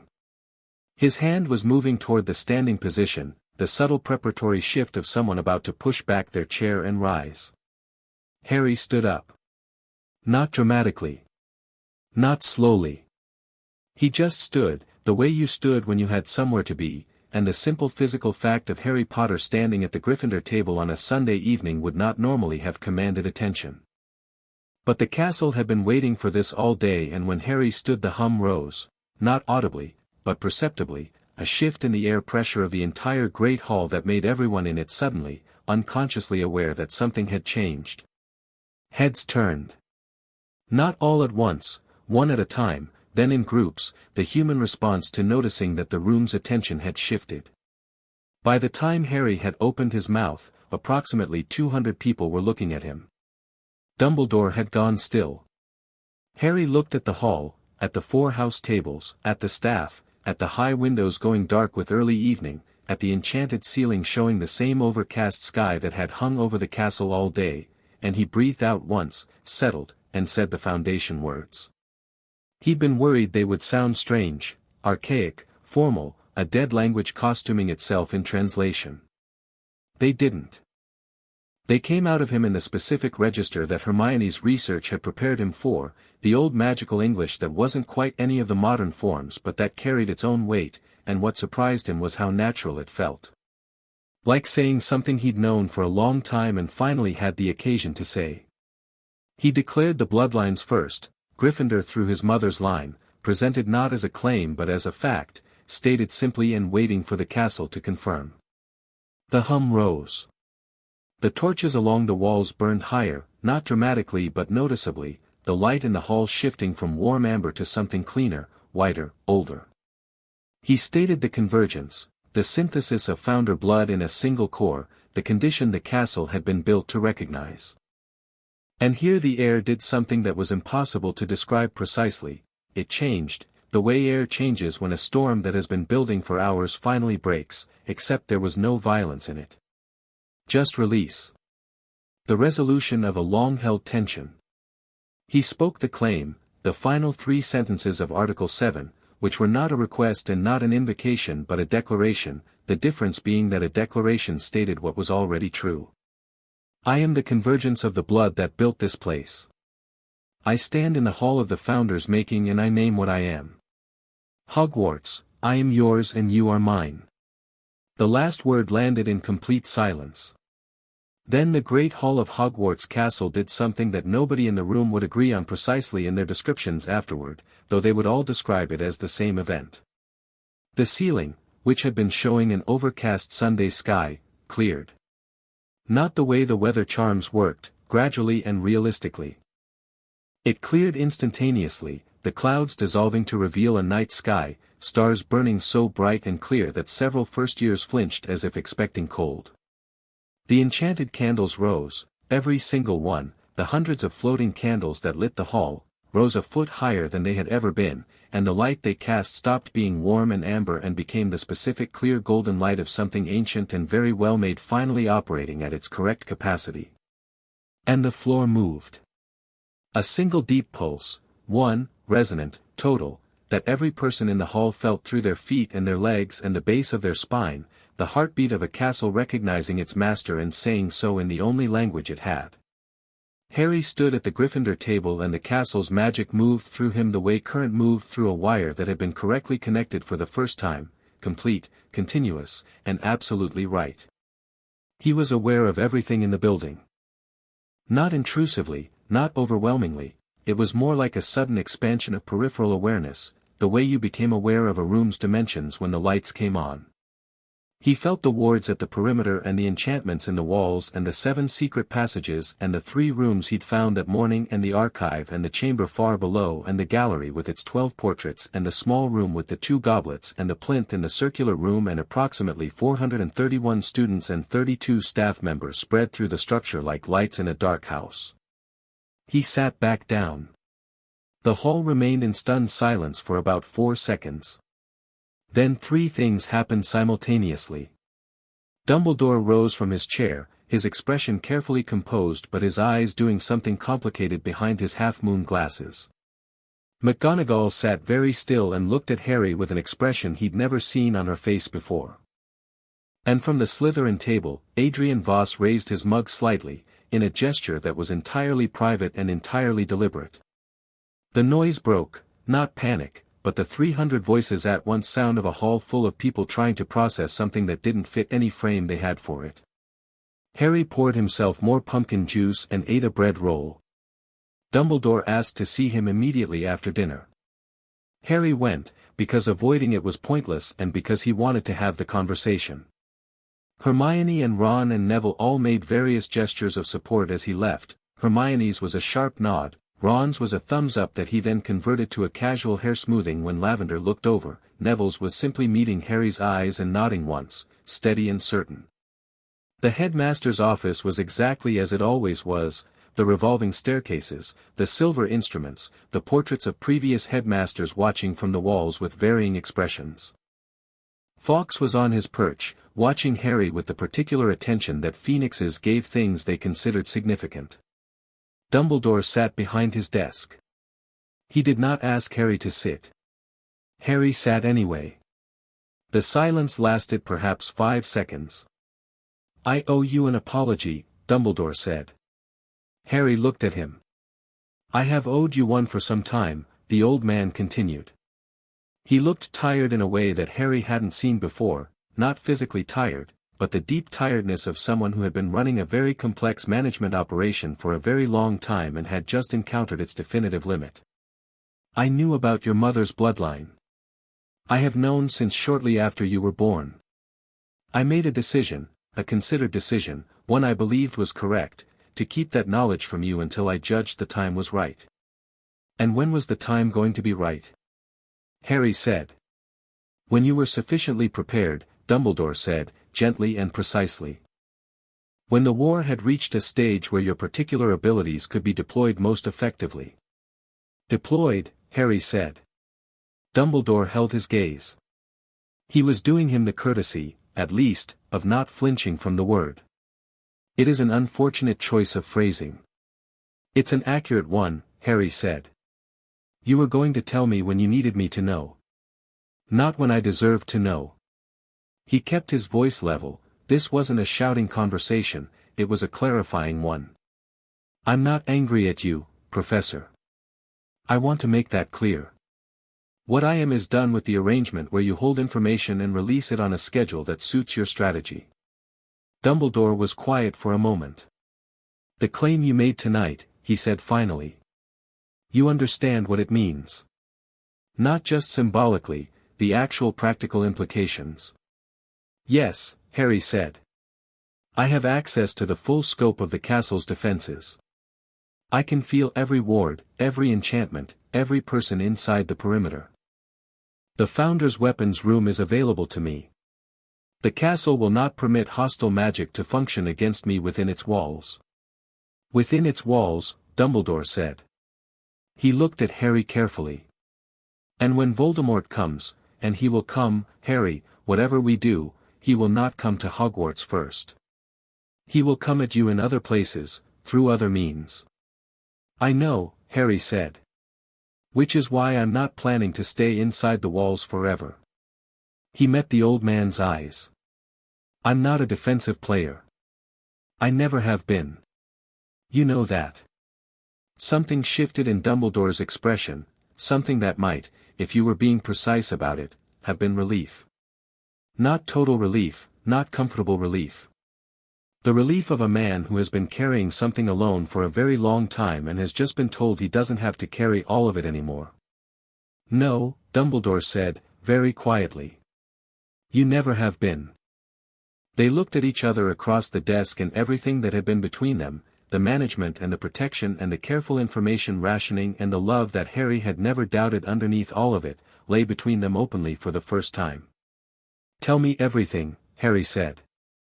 "Everything you know about my bloodline, everything you know about the Founder's war protocols, and everything you know about what Voldemort is planning." He held the old man's gaze. "I am not asking." Dumbledore looked at him for a long moment. Then he reached into his desk drawer and withdrew a small stone vial of memory, set it on the desk between them, and reached for another. "Then I will not keep you waiting," he said. 3 hours later, Harry came back to the Gryffindor common room. He felt wrung out in the specific way that came from receiving a great deal of accurate and important information in a short period of time, not overwhelmed, but full, his mind working steadily through the new architecture of what he now knew. Dumbledore had told him everything. Not gracefully, not without pauses where you could feel the habit of management fighting the decision to release, but he told him. The full bloodline analysis. The theory of the sacrificial compression. The Founders' War protocols, which were more detailed and more disturbing than Article 7 had suggested. And the intelligence on Voldemort's current plan, which had the specific quality of something that had been developing quietly for years and was nearly ready. Voldemort knew about the convergence. Not about Harry specifically, not yet. But he'd been researching Founder bloodlines for years, looking for ways to claim Hogwarts for himself, and his intelligence network had begun picking up rumors of a convergence figure in the past year. That was partly why Adrian had been sent, not just the family's long intention, but a specific urgency, an awareness that if Voldemort moved on Hogwarts before a convergence figure had claimed it, the castle's full defensive capacity would remain dormant and accessible to someone with enough Founder blood to trigger partial recognition. The Gaunt Bloodline. Voldemort's Slytherin heritage. It wasn't enough for full convergence, but it was enough to get through some of the castle's doors. Which meant the timing of Harry's claim tonight had been, as Dumbledore had said, with the expression of a man recalibrating several things simultaneously, either very fortunate or entirely necessary. Harry thought it was the second one, because the castle had been building to it all week and Hogwarts did not do things accidentally. Hermione and Ron were waiting up. Neville had waited too, which Harry noted with quiet appreciation. He sat with them in the firelight and gave them the essentials, Voldemort's intelligence operation, the partial Gaunt claim, the timeline, and watched their faces move through the same progression his had. "He'll move faster when he finds out you've claimed it," Ron said. "The full claim. He'll know it's closed off from him now." "Yes," Harry said. "So we have a window." "How long?" Hermione said. "Dumbledore estimates weeks, not months. The Death Eater network is already more active than it's been since last year."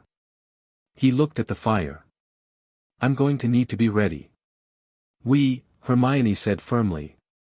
He agreed. Neville was quiet for a moment. "Then, the weapons room you found. What was in it exactly?" Harry looked at him. "Why?" "Because I've been reading the Founders' War histories independently," Neville said, with the mild, unassuming tone he used when he'd done something considerably more impressive than he wanted to make obvious. "And there are accounts of certain Founder-era weapons that operated specifically in concert with a claimed castle, amplified through the building's wards, able to be directed by the Master Warden without a wand." He paused. "I was curious if any of them survived."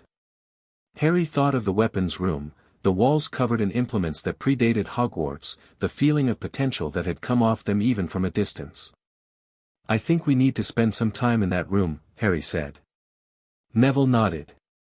"I thought you'd say that." He went to bed at midnight and lay in the dark and took stock. The castle was present around him in a way that was new and not new, he'd always felt it at the edge of things, and now it was simply closer, more immediate, like the difference between knowing someone is in the building and having them in the same room. It wasn't intrusive. It was the opposite of intrusive. It was the specific comfort of being in a place that was entirely and unconditionally on your side. He thought about Voldemort learning about the claim.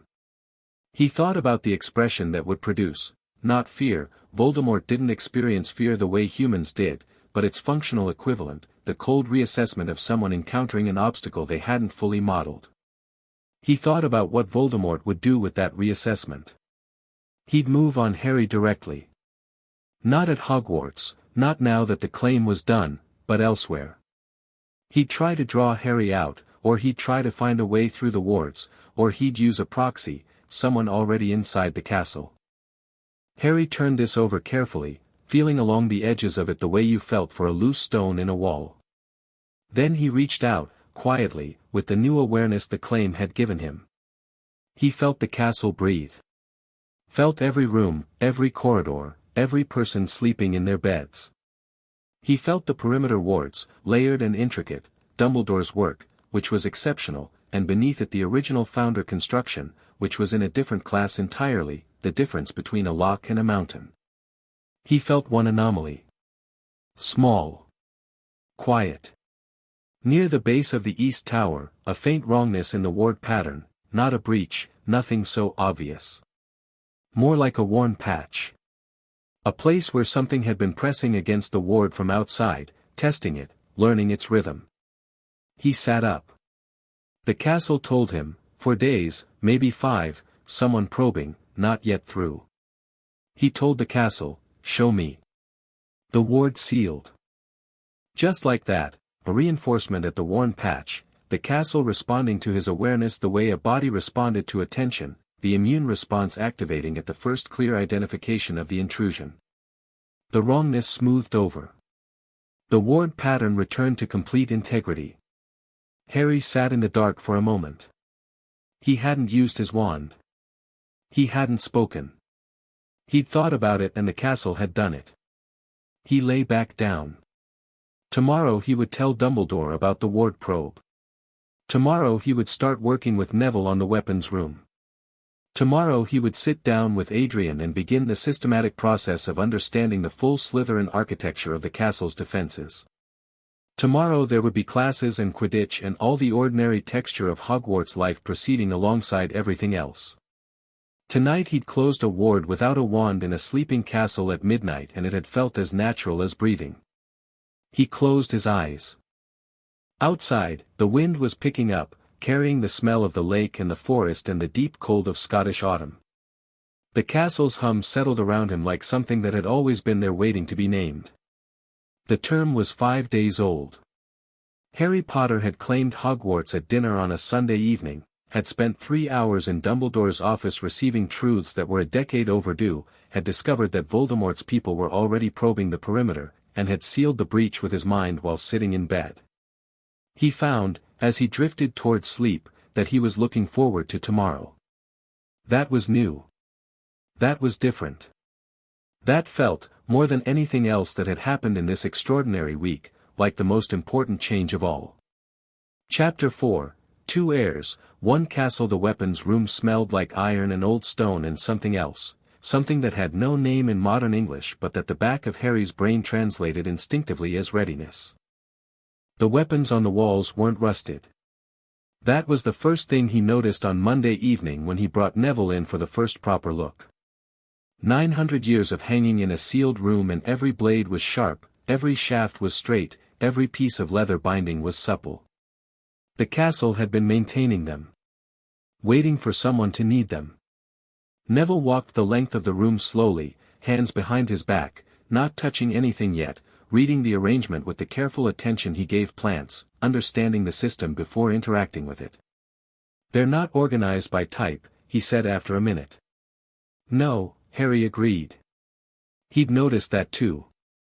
Swords hung next to staves, next to something that looked like a compass made of silver and bone, next to short blades, next to objects he had no category for, a sphere of dark glass, a coil of copper chain so fine it looked like thread, a flat disc of what seemed to be stone but rang like metal when Neville accidentally grazed it with his sleeve.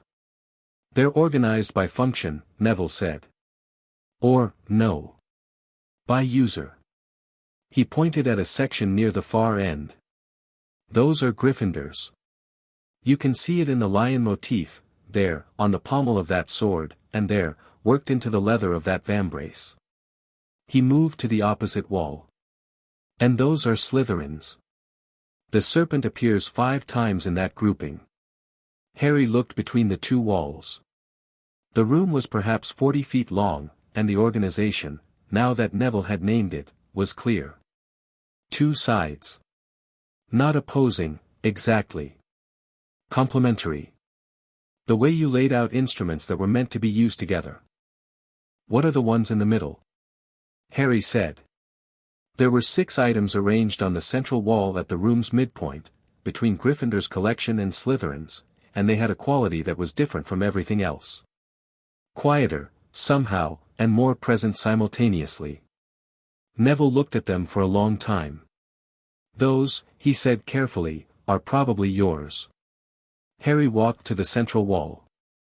The 6 items were, a short wand of black wood he didn't recognize, a thin circlet of silver that looked architectural rather than decorative, a book bound in something that wasn't leather, a pair of bracers that seemed to be made of the same material as the disc, stone that rang, a small mirror with a dark surface, and a dagger.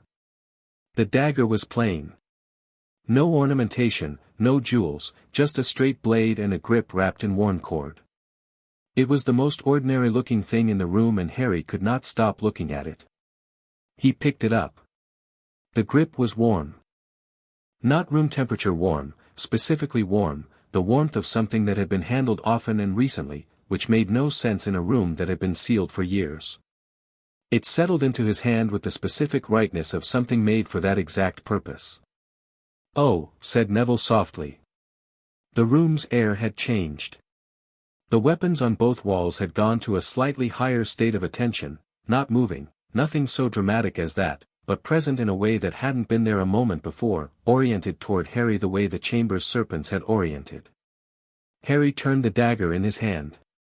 Not a weapon, he realized, or not primarily, the blade was carved with something, fine lines that weren't decoration, that had the purposeful geometry of runes or circuit diagrams. He brought his wand up with his other hand and cast a quiet identification charm. The charm bounced back. Not blocked, bounced, the way a ball bounced off a surface too solid for it. The dagger looked at his identification charm and found it inadequate and said so. "Right," Harry said, and put the wand back in his pocket. He'd come back to these 6 items with Adrian. The Slytherin architecture of the castle's weapons would require Slytherin knowledge to read, and he wasn't too proud to admit what he didn't know yet. "Neville," he said. "I want you to go through everything in this room systematically. Document it. I want to know what each item is and what it does to the extent you can determine it." He paused. "I know it's a lot. It's fascinating is what it is," Neville said, already pulling out a notebook. He sounded genuinely and completely absorbed, which Harry trusted more than most things. "I'll cross-reference with the historical accounts I've been reading. Some of these will be in the records, the major pieces, anyway." He looked up. "How long do I have?" "As long as it takes," Harry said. "But I'd like the urgent items flagged within the week." Neville nodded, already writing. Harry left him there and went to find Adrian. They'd established a working pattern without discussing it, which was the best way to establish a working pattern. Adrian came to the 4th-floor gallery every morning before breakfast, which was quiet and private and contained 12 people who had been invested in both their bloodlines for the better part of a millennium and whose opinions occasionally contributed something useful. Harry joined him there, and they worked through what each of them knew, Harry's Gryffindor perspective, Adrian's Slytherin knowledge, the castle's own input, which came in the hum and in the way the portraits chose to participate. Edmund Griffith was usually the most forthcoming of Harry's ancestors, possibly because he had the particular perspective of someone who had made a pragmatic choice in a hard moment and had 600 years to think about whether it was right. Rowena Ravenclaw Gryffindor contributed when the topic warranted it, and her contributions were usually the most precise and the most unsettling. The others offered occasional comments, small confirmations, a kind of continuous low-level ancestral endorsement that Harry found simultaneously moving and slightly ridiculous. On the Slytherin side, Adrian didn't have portraits, but he had the book, which he read from in the mornings, and the specific orientation that came from being raised explicitly in a tradition. He knew the castle's Slytherin architecture the way you knew a house you'd grown up hearing stories about, not from direct experience, but from such thorough preparation that the first-hand encounter felt like return rather than discovery. "The East Tower Ward probe," Harry said on Tuesday morning, 2 days after the claim. He'd told Dumbledore, as planned. Now he was telling Adrian. "Someone testing the perimeter. I sealed it Sunday night." Adrian looked up from the book. "How long had it been running?" 4 or 5 days. "Started the week before I arrived. Before the claim." Adrian was thinking out loud, working it through. So before the castle was at full capacity. They were testing whether Hogwarts could be accessed, not broken into, they'd know better than to try that directly. Tested whether there was a weak point that partial founder blood could work through. He looked at Harry. "Voldemort's gaunt heritage. That's what I thought. The seal held after your claim. The ward is complete now. There's no getting through it with partial blood." Harry paused. Which means whoever was probing knows the window has closed. They'll adjust their approach. Adrian set down the book. They'll try for someone inside, he said. They won't need to breach the wards if they have an agent in the castle. Harry nodded. He'd been thinking the same thing since Sunday. I've been trying to feel for it. The castle awareness, it's not a perfect instrument. I can feel everyone inside the perimeter but I can't read intentions. I know Pansy Parkinson woke up at 3 in the morning on Monday and walked to the common room and sat there for an hour, but I can't tell if that was insomnia or a meeting. Probably insomnia, Adrian said. Pansy's not subtle enough for clandestine work. He said it without malice, more like a straightforward assessment. If there's an agent in the castle, there'll be someone with a specific skill set. Not muscle, no use for muscle inside Hogwarts. Information extraction, or access facilitation. Someone who can get to you, or get information about your movements, or create conditions for a specific moment. Who would you use? Harry said. It was a direct question and he asked it directly, watching Adrian's face. The other boy held his gaze without flinching, which Harry had come to expect. Someone overlooked, Adrian said. Someone whose loyalty would be assumed because their profile is low and their grievances are private. He was quiet for a moment. I'll make some inquiries through my network. Your network, Harry said. I've been at Hogwarts for 6 days, Adrian said. I have a working network. Slytherin heirs are trained for this from childhood. He said it without apology. It's useful. I intend to keep using it. Harry looked at him for a moment. Fine, he said. But you tell me what you find before you act on it. Agreed. Adrian picked up his book again. Though I'll note that you've extended the same trust to Granger, Longbottom, and Weasley without asking them to contract themselves to it. I trust them because I know them, Harry said. And you'll trust me when you know me, Adrian said. Not offended. Just noting the dynamic accurately. Reasonable. He found his page. I'll have something for you by Thursday. The week had the strange quality of Harry's 6th year existing on 2 parallel tracks simultaneously, the ordinary Hogwarts track of classes and meals and Quidditch practice, and the other track, the one that was entirely about what was coming and what needed to be in place when it arrived. He went to classes. Slughorn was delighted by him in the specific way that made Harry feel slightly commodified, though less than it might have once. Slughorn's admiration was genuine, just also strategic, which was a combination Harry was learning to work with rather than resent. Defense with Thorn was the best class he'd had in 5 years. Thorn taught the way he thought about magic, practically and without ceremony, and he pushed Harry harder than the others because he could tell Harry was ahead and didn't see the point of pacing to the mean. On Wednesday, Thorn kept him after class. He was a lean man in his mid-40s with close-cropped hair going grey at the temples and the specific economy of movement that came from years of work where inefficiency could get you killed. He looked at Harry with the direct appraisal of someone who assessed people by what they could do. The Foundation claim, he said. Not a question. Yes, Harry said. I spent 10 years as an Auror, Thorn said. I've seen a lot of things. I've never seen anything like Sunday evening. He paused. The Ministry's going to send someone. They've been in contact with Dumbledore since Monday morning. They don't know what to make of it and their instinct, as always, is to classify and contain. They can't contain it, Harry said. No, Thorn agreed. But they'll try, and trying will be disruptive. I wanted you to know before the letter arrives. He looked at Harry steadily. I'm also telling you because I think you need someone on the staff who is straightforwardly on your side and not operating through 11 levels of complex loyalty. Harry looked at him. Why are you on my side? Because Voldemort is going to try to kill you and everyone around you, Thorn said, with the bluntness of a man who had stopped dressing things up sometime in his 2nd or 3rd year of active service. And the best version of that fight is one where you have the castle at full capacity, a clear understanding of your own abilities, and allies who are honest with you.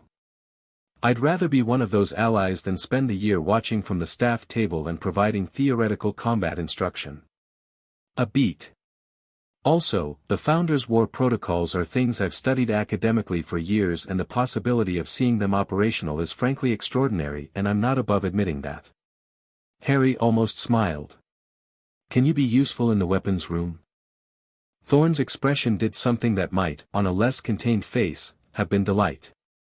I've been requesting access to that room in my research applications for 6 years, he said. They were always denied. I'll open it for you this evening, Harry said. He left Thorn looking like a man who had received an early birthday present and was trying to be professional about it. Thursday came, and with it Adrian's network intelligence, delivered at 5 in the morning in the gallery before anyone was moving. Marcus Flint, Adrian said. Harry thought about it. Marcus Flint, Slytherin, graduated 3 years ago. He remembered a large, heavy-set presence on the Quidditch pitch, not much mental complexity but reliable physical force. He's not in the castle, Harry said. No. But his younger sister is. Portia Flint, 5th year. Adrian was precise and unhurried. She's been approached, not pressured, but invited, to send regular owls with information about the castle's daily patterns. Nothing yet actionable, but establishing a channel. The invitation came through a contact in Hogsmeade with clear Death Eater connections. He paused. She hasn't decided yet whether to comply. How do you know all of this? Because Portia Flint is not subtle about her distress, Adrian said, and I am very good at noticing and having a quiet conversation. He met Harry's eyes. She's not a believer, Harry. She's frightened. Her brother is already in deep enough that his options are narrowing, and she's afraid that refusing will affect him. Harry thought about this. Where is she now? Breakfast, probably. He stood up. Adrian looked at him. What are you going to do? Talk to her, Harry said. She'll be frightened of you, Adrian said. The claim didn't produce uniformly positive reactions in Slytherin. Some people are intimidated. She'll assume you're going to punish her for something she hasn't technically done yet. Then I'll make sure she understands that's not what's happening. He moved toward the door. Come with me. She'll be less frightened if you're there. Adrian stood, looking briefly surprised, not the controlled half-second suppression of surprise that was his default, but something more genuine, like the surprise of being included in something he hadn't expected to be included in. He followed without comment, which Harry was learning was his version of agreement. They found Portia Flint at the edge of the Slytherin table, alone, eating toast with the focused attention of someone using a meal as an excuse not to make eye contact with anything. She was small and dark-haired, and she looked up when they approached with the expression of someone who had been expecting something unpleasant and had decided to get it over with. Harry sat down across from her. Adrian sat beside him, which at a house table was a significant enough statement that 2 Slytherin 7th years at the other end looked over and then quickly away. I'm not here about what you haven't done, Harry said, straightforwardly. I'm here because you're in a difficult position through no particular fault of your own, and I want to offer you a different option. She looked at him with dark eyes that were working very hard to be unreadable. Your brother is scared too, Harry said. Not gently, just accurately. And what he's scared of is a person who is going to lose. I'm not saying that to be impressive. I'm saying it because it's relevant to your options. He held her gaze. If you come to me, or to Adrian, with information when you receive it, rather than to the Death Eater contact, you're not informing against your brother. You're protecting him from being on the wrong side of something he's trapped in. She said nothing. I also can't promise you it won't be dangerous, he said. I won't do that. It might be. But dangerous while the castle is on your side is considerably different from dangerous while it isn't. She looked at her toast for a moment. Then she looked at Adrian, with the slight deference of someone seeking confirmation from someone whose affiliation she understood. Adrian said, he means it. She looked at Harry again. Something shifted in her expression, not resolution exactly, but the decision to believe something, which was its own kind of courage. "All right," she said quietly. "I'll come to you." "Thank you," Harry said simply. He stood, and Adrian stood, and they left her to her breakfast, and Harry thought, one more person who was afraid and who didn't have to be anymore. He thought about how many of those there might be, in every house, in every year, people trapped by family and circumstance and the assumption that there was no option except compliance. He thought about how a different kind of power, the kind that had opened a door and sealed a ward and claimed a castle without raising a wand at anyone, might work on that particular problem. He was beginning to understand what the founders had actually intended. Not the weaponry, not the fortress. The other thing. The thing underneath. A place where frightened people had somewhere to go. On Friday, the Death Eaters came. Not subtly. Not with planning and precision and the careful patience of the ward probe, those approaches had been foreclosed. They came the way people came when they were out of other options and operating on a timeline, which was loud and fast and in a way that wasn't designed to succeed so much as to make a point. 7 of them. Apparat to the grounds at 2:10 in the afternoon, which was between classes, which was when the largest number of students would be moving between buildings outside. Their timing was not an accident. Creating exposure, creating maximum disruption, making the statement that Hogwarts under Harry's claim was still not safe for the people Harry cared about. Harry felt them the moment they crossed the perimeter boundary. Not through the wards held, the apparition had put them on the grounds but outside the building. He felt it through the castle's expanded sense, the way you felt a sudden pressure change before weather arrived, and he was on his feet in the middle of a transfiguration essay and moving before he'd consciously decided to. "Harry," Hermione started. 7 on the grounds. "Get the younger students inside." He was already at the door. "Tell Thorn." He didn't run. He walked fast and certain down the corridor and through the main doors and across the entrance courtyard, and the castle came with him, not following, not separate, but moving with him the way your own intention moved with you, the difference being that his intention encompassed 700-year-old stones and every ward and enchantment in them. The Death Eaters were at the edge of the courtyard. They were masked, which was the one component of Death Eater tactical doctrine that had never changed. The anonymity wasn't about protection, it was about fear, the idea being that the mask made them symbolic rather than human. 7 white masks and dark robes on a gray Friday afternoon. The one in front raised his wand. Harry stopped 15 feet away. The courtyard had emptied, students had scattered with the specific speed that Hogwarts students develop for emergencies, which was faster than most adults expected. Harry could feel them retreating, moving inside, the castle tracking every one of them with the same awareness it was tracking him. "Harry Potter," the lead Death Eater said. The voice was male, middle-aged, with the flattened effect of someone reciting a prepared statement. "You are required to surrender yourself to Lord." "No," Harry said. The simplicity of it stopped the man mid-sentence. "I'm going to give you one opportunity to leave the grounds," Harry said. Not loudly. Conversationally. "After that, I'm going to let the castle handle this, and I should tell you that what the castle does to unauthorized hostile presences on its grounds has not been tested in about 400 years, so I don't have specifics, but the historical accounts are not encouraging." "You can't," the lead Death Eater started. Harry turned slightly and looked at the castle.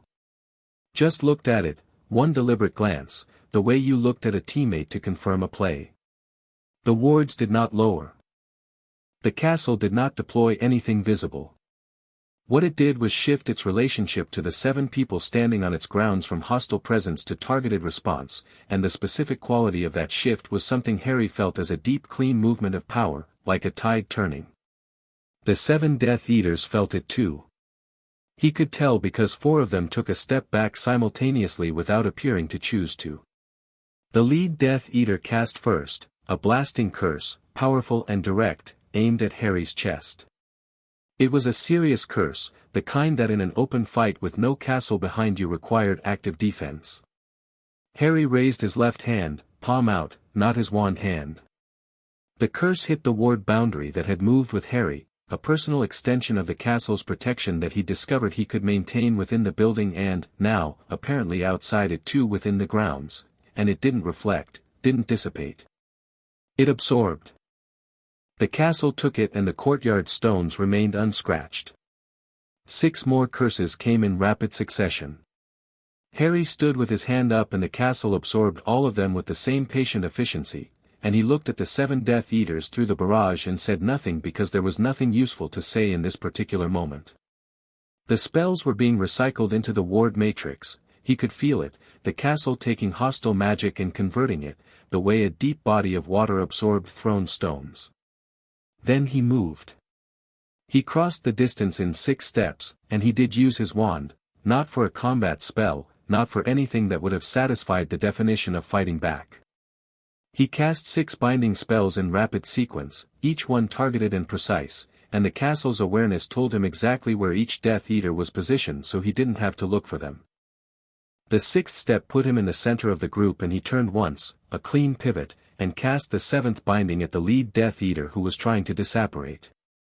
The disapparation failed. You couldn't apparate out of Hogwarts grounds. They'd known that coming in, which meant the lead Death Eater had panicked and forgotten, which told Harry useful things about the lead Death Eater's state of mind. 7 Death Eaters on the ground, bound, in under 30 seconds. Harry stood in the courtyard and looked at them. The castle's holding them, he said, to no one in particular. But there were people watching, students at windows, staff at doors. He'd felt them all through the castle's awareness. He looked up at the main entrance and saw Thorn standing in the doorway with his wand out and the expression of a man who had sprinted here and arrived after everything was already over. Professor Thorn. I'll need the Aurors called. Thorn stared at the 7 bound figures on the ground for a moment. Yes, he said. I'll do that. Harry looked back at the Death Eaters. One of them, not the lead, one of the outer ones, shorter, thinner than the rest, had lost their mask in the binding. A young man. 20 at most, pale and sweating and looking up at Harry with an expression that was mostly fear and underneath the fear was something else, shame, possibly, or relief, or both in the way they lived together in people who had been doing something they knew was wrong for long enough that getting stopped felt less like defeat and less like rescue than some complicated thing between them. Harry looked at him steadily. Are you all right? He said. The young man blinked. I'm not going to do anything to you, Harry said. The Aurors are coming and you'll go with them and you'll cooperate because it's in your interest, but right now I'm asking if you're physically all right. The young man looked at him with the specific expression of someone who had been expecting one thing and received something that didn't fit in any of their categories. Yes, he said. His voice was rough. I'm all right. Harry nodded. Turned back to the castle. Adrian was in the doorway now too, standing slightly behind Thorn, and his expression was doing something Harry had learned to read, the controlled exterior and below it, visible now in the corner of his mouth and the particular angle of his head, something that might have been described as satisfaction but was actually more specific than that. Pride, Harry thought. The vicarious kind. The kind you felt when someone did something the way you wished your own people had always done it. He went back inside. The great hall at dinner was different. Not loud, actually quieter than usual, which sometimes happened after something significant and was the sound of 300 people simultaneously processing the same event from different angles.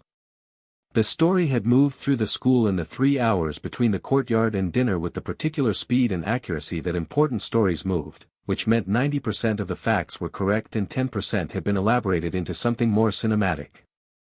Harry sat in his usual spot and ate his dinner and was aware of being looked at from every direction in a way that was different from the looking he'd received all week.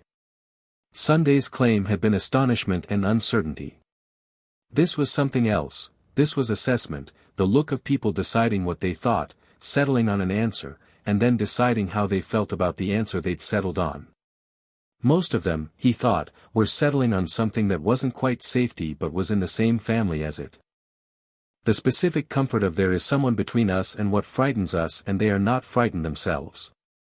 Ron was eating with the uncomplicated focus of someone who had worried for an afternoon and was now relieved and dealing with the relief through calories. Hermione had her notebook open. She'd been taking notes on something since before dinner, filling pages in the fast energetic handwriting she used when she was thinking faster than she could properly keep up with.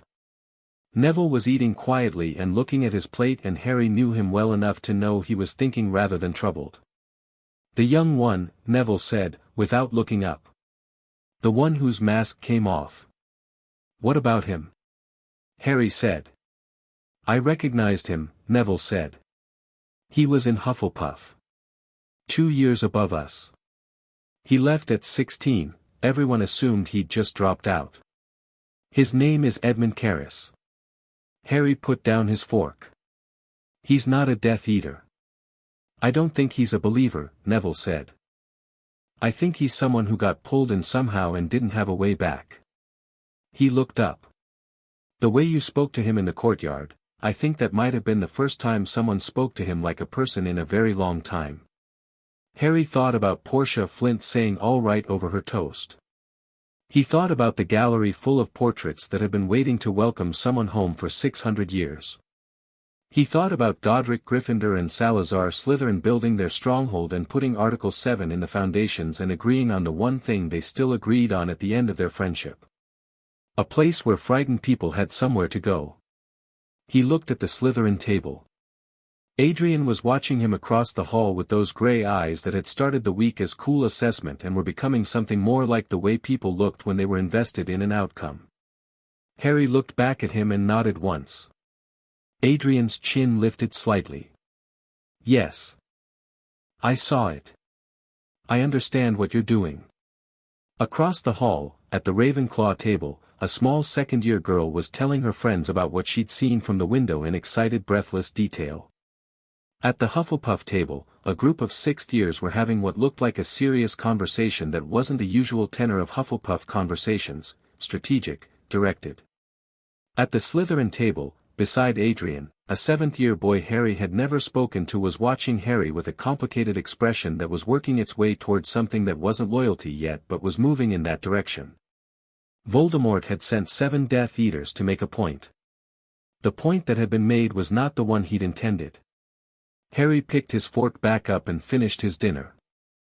Outside, the evening had gone dark, and the stars that the great hall ceiling showed were the same brilliant clear stars that had appeared during the Foundation claim, not the enchantment's usual accurate if dramatized rendering, but something brighter, more deliberate, as if the castle was choosing them specifically and had good reasons for its choices. Hermione closed her notebook. "Harry," she said quietly. "Yes," he said. "You realize what you've started." He looked at the hall one more time. At all of it, the 4 tables and the staff and the windows and the ceiling and the centuries of stone around them, his by birth and claim and the slow patient intention of people who had laid foundations for someone they would never meet. "I know," he said. "Good," she said. She opened her notebook again and kept writing. Chapter 5. The weight of founders. The Ministry Owl arrived Monday morning with the specific quality of a thing that had been coming all week and had finally stopped pretending it wasn't. It landed in front of Harry at breakfast with an official red seal and the self-important bearing of a bird that knew it was carrying correspondence from people who considered themselves important. Harry broke the seal, read the letter, and passed it to Hermione without comment. She read it. Her expression did the thing it did when she encountered institutional stupidity delivered in precise formal language, a kind of compressed fury that manifested as extreme stillness. "Senior Undersecretary Clearwater," she said.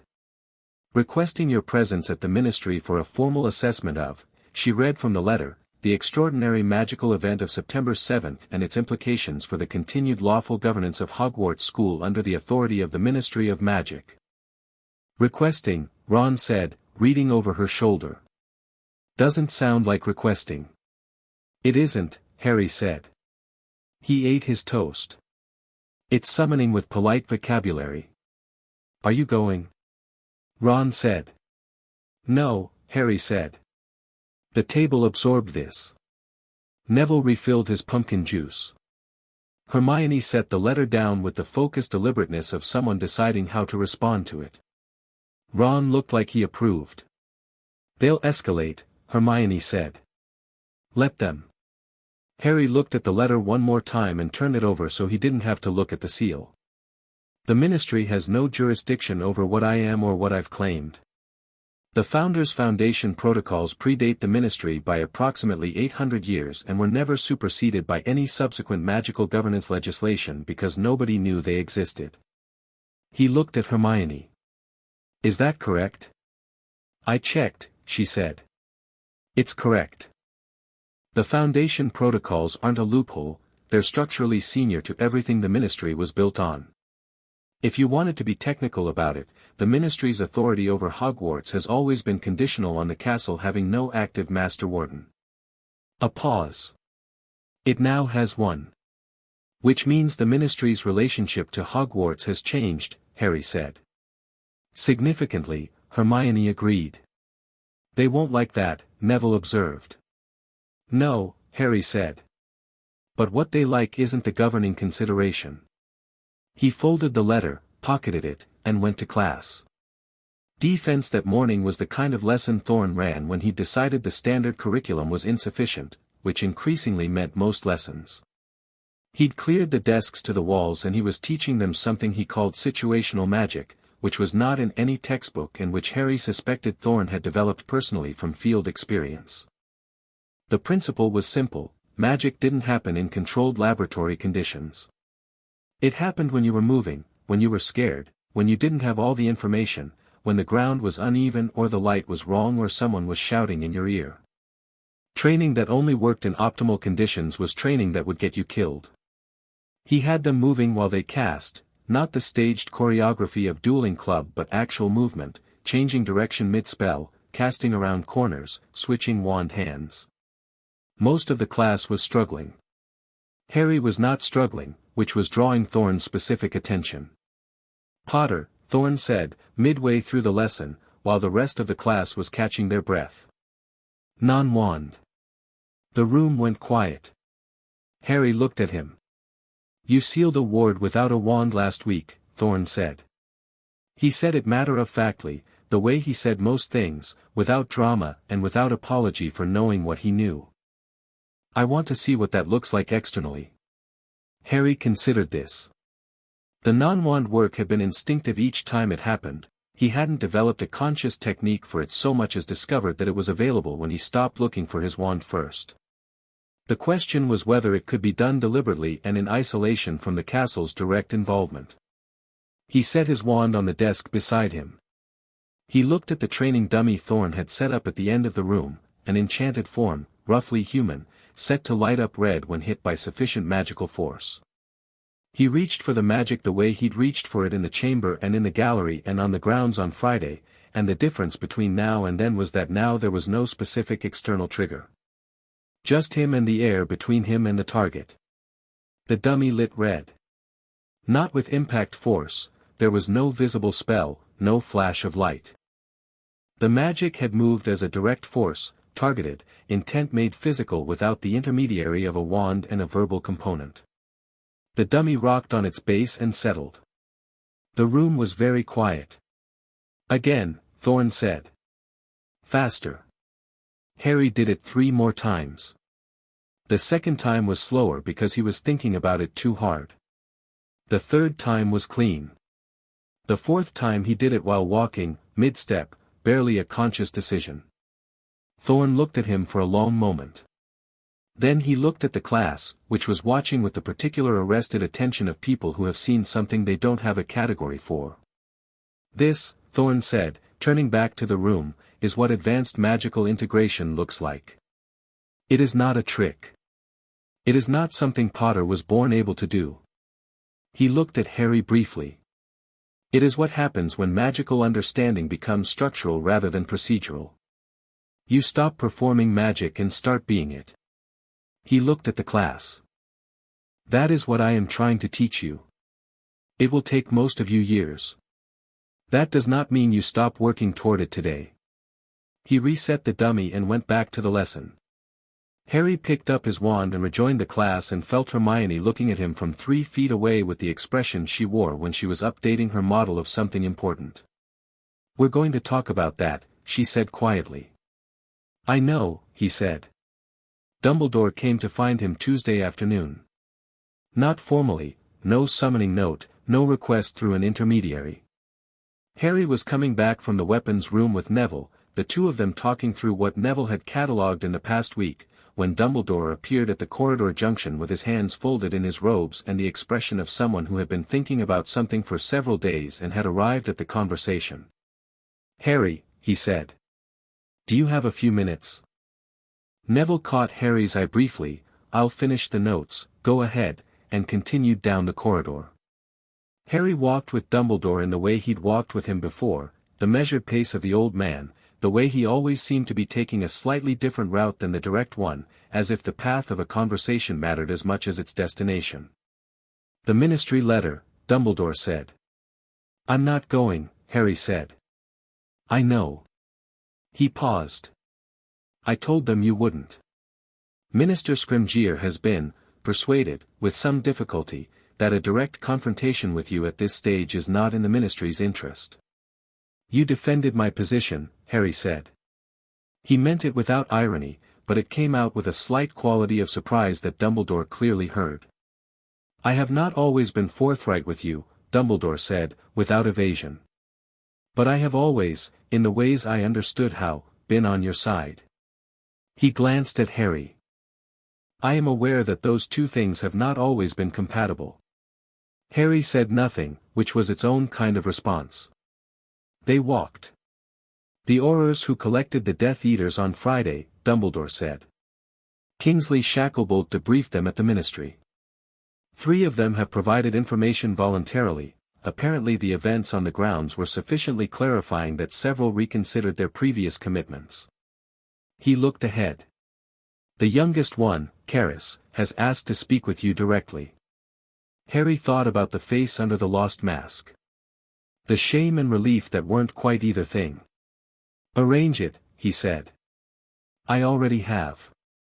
Dumbledore stopped walking at a window that looked out over the grounds, the same grounds where 7 people had stood 4 days ago and discovered what an occupied castle felt like from the outside. There's something else. My intelligence network has picked up a significant movement in Voldemort's inner circle since Friday. He's coming faster, Harry said. He is. Dumbledore looked at him. He knows about the convergence claim. The full understanding of what it means. And he has, this is the part that concerns me most, Harry, he has dispatched someone to find the last Gaunt artifact. Harry went still. The diary and the ring have been destroyed, Dumbledore said quietly. The locket, the cup, the diadem, these I have been working on. But there is one more, and Voldemort knows that its destruction, combined with your claim on the castle, closes his final avenue to Hogwarts completely. He looked at Harry steadily. He needs the artifact to survive long enough to have a use for it. Without it, any confrontation with you as Hogwarts Master Warden is essentially unsurvivable for him. So he's trying to protect himself before he moves. He is frightened, Dumbledore said simply. For the first time in 30 years, Tom Riddle is genuinely, structurally frightened. And frightened men with power are the most dangerous variety of threat. Harry looked out at the grounds. The lake was still in the afternoon light, the mountains beyond it dark against a pale sky. His castle, his grounds, his responsibility. The diadem, he said. It's here, isn't it? In the castle. Dumbledore looked at him. What makes you say that? Because the castle knows where everything is, Harry said simply. And it's been showing me things all week. There's a room on the 7th floor that I keep feeling at the edge of awareness but haven't gone to yet. He paused. It kept feeling like it wasn't urgent. Now I think it was waiting for me to be ready. The room of requirement, Dumbledore said. He looked simultaneously impressed and resigned, the expression of a man watching someone arrive at conclusions that had taken him considerably longer. Yes. The diadem has been hidden there for several centuries. In the section of the room that accumulates lost and hidden things. I'll get it, Harry said. It is a Horcrux, Dumbledore said carefully. It requires a basilisk fawn, or fiend fire, or the sword of Gryffindor, and the last of those is currently sitting in the weapons room because apparently Godric Gryffindor brought it here when he built the place and the castle never let it leave. Harry looked at Dumbledore calmly. I know. The old man was quiet for a moment. Then he smiled, not the grand, knowing smile, not the performance of wisdom. Something smaller and more genuine. You have done considerable work this week, he said. I've been catching up, Harry said. He went to the 7th floor that evening with the sword. He'd taken it from the weapons room with Neville's careful blessing. It was waiting for you anyway, it just had the good taste not to be obvious about it, and carried it without a scabbard because the castle told him he wouldn't need one. It was lighter than he expected and heavier than it looked, the paradox of well-made things that were exactly the right weight for their purpose. The room of requirement revealed itself on the third pass in front of the blank wall, and what it revealed was vast, cathedral-ceilinged, crammed with the accumulated debris of centuries of hiding. Furniture stacked to impossible heights, broken instruments, discarded robes, towers of books and boxes and nameless objects stretching back into a space that was considerably larger than it had any right to be. The castle directed him. Not with words, with the specific pull of awareness toward a particular direction, a feeling of there, that way, and he moved through the stacked corridors of forgotten things with the sword at his side and the hum steady under his feet.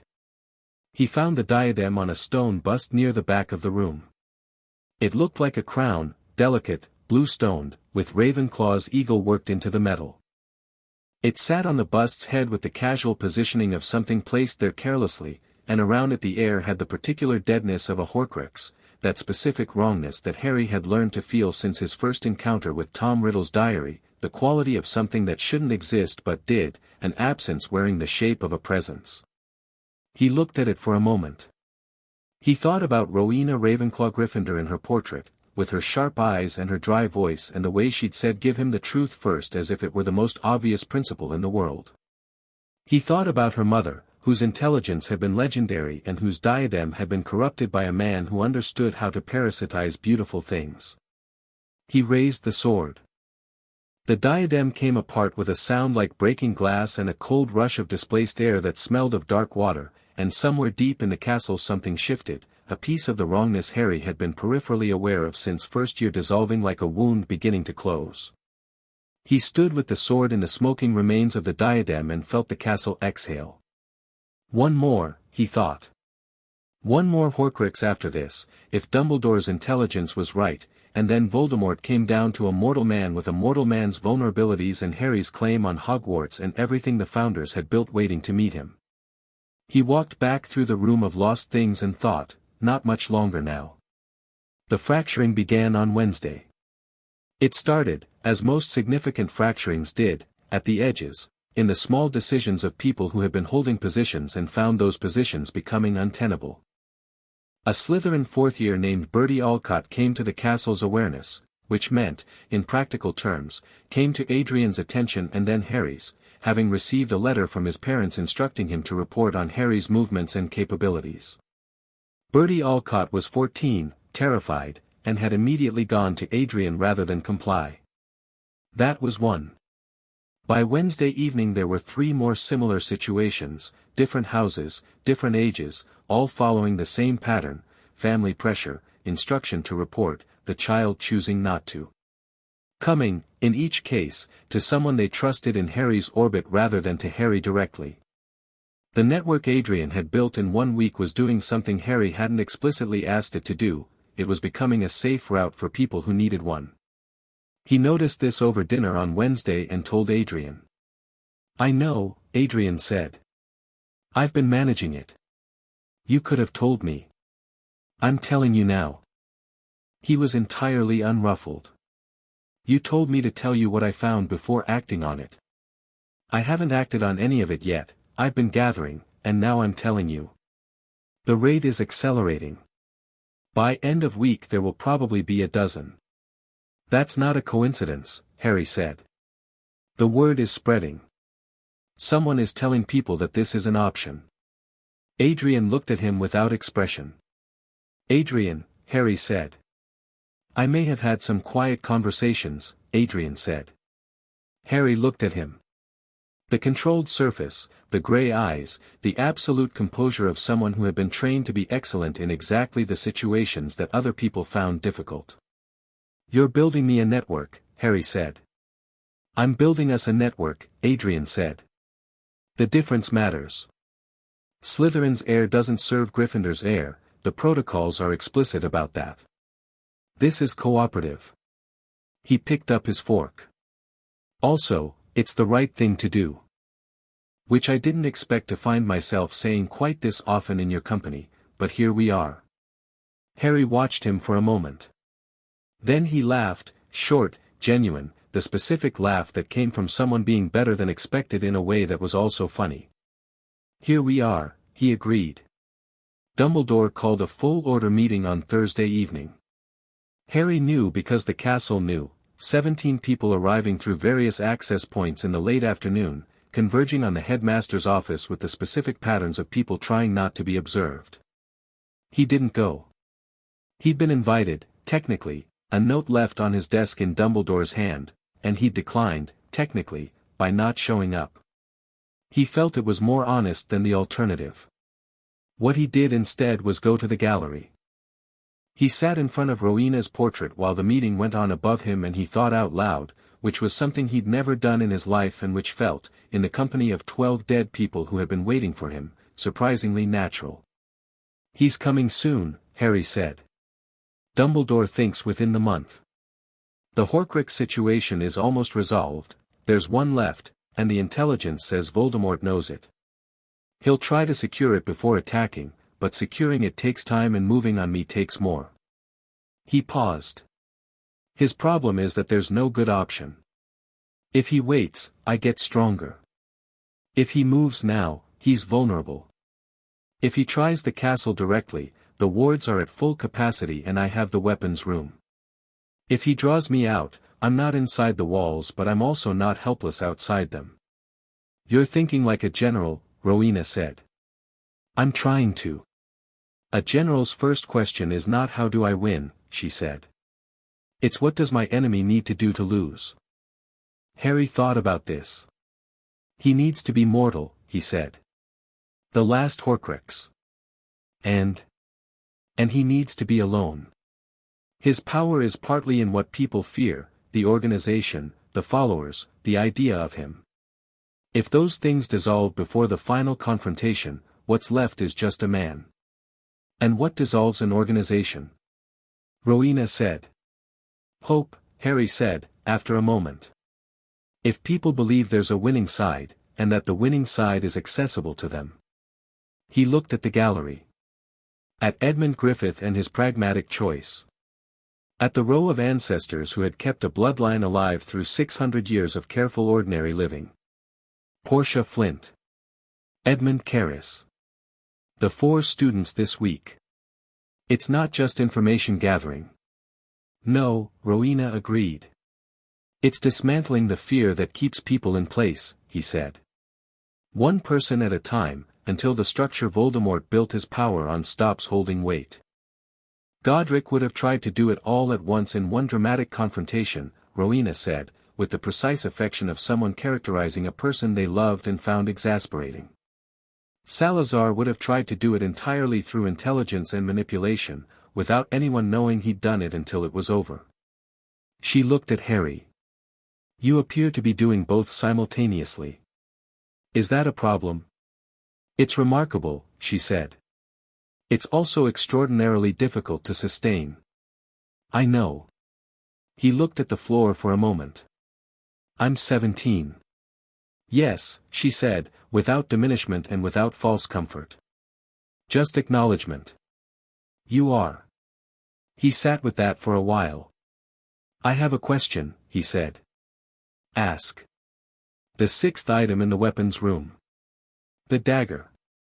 He'd been turning this over since Monday. I've tried to identify it 3 ways. Nothing works.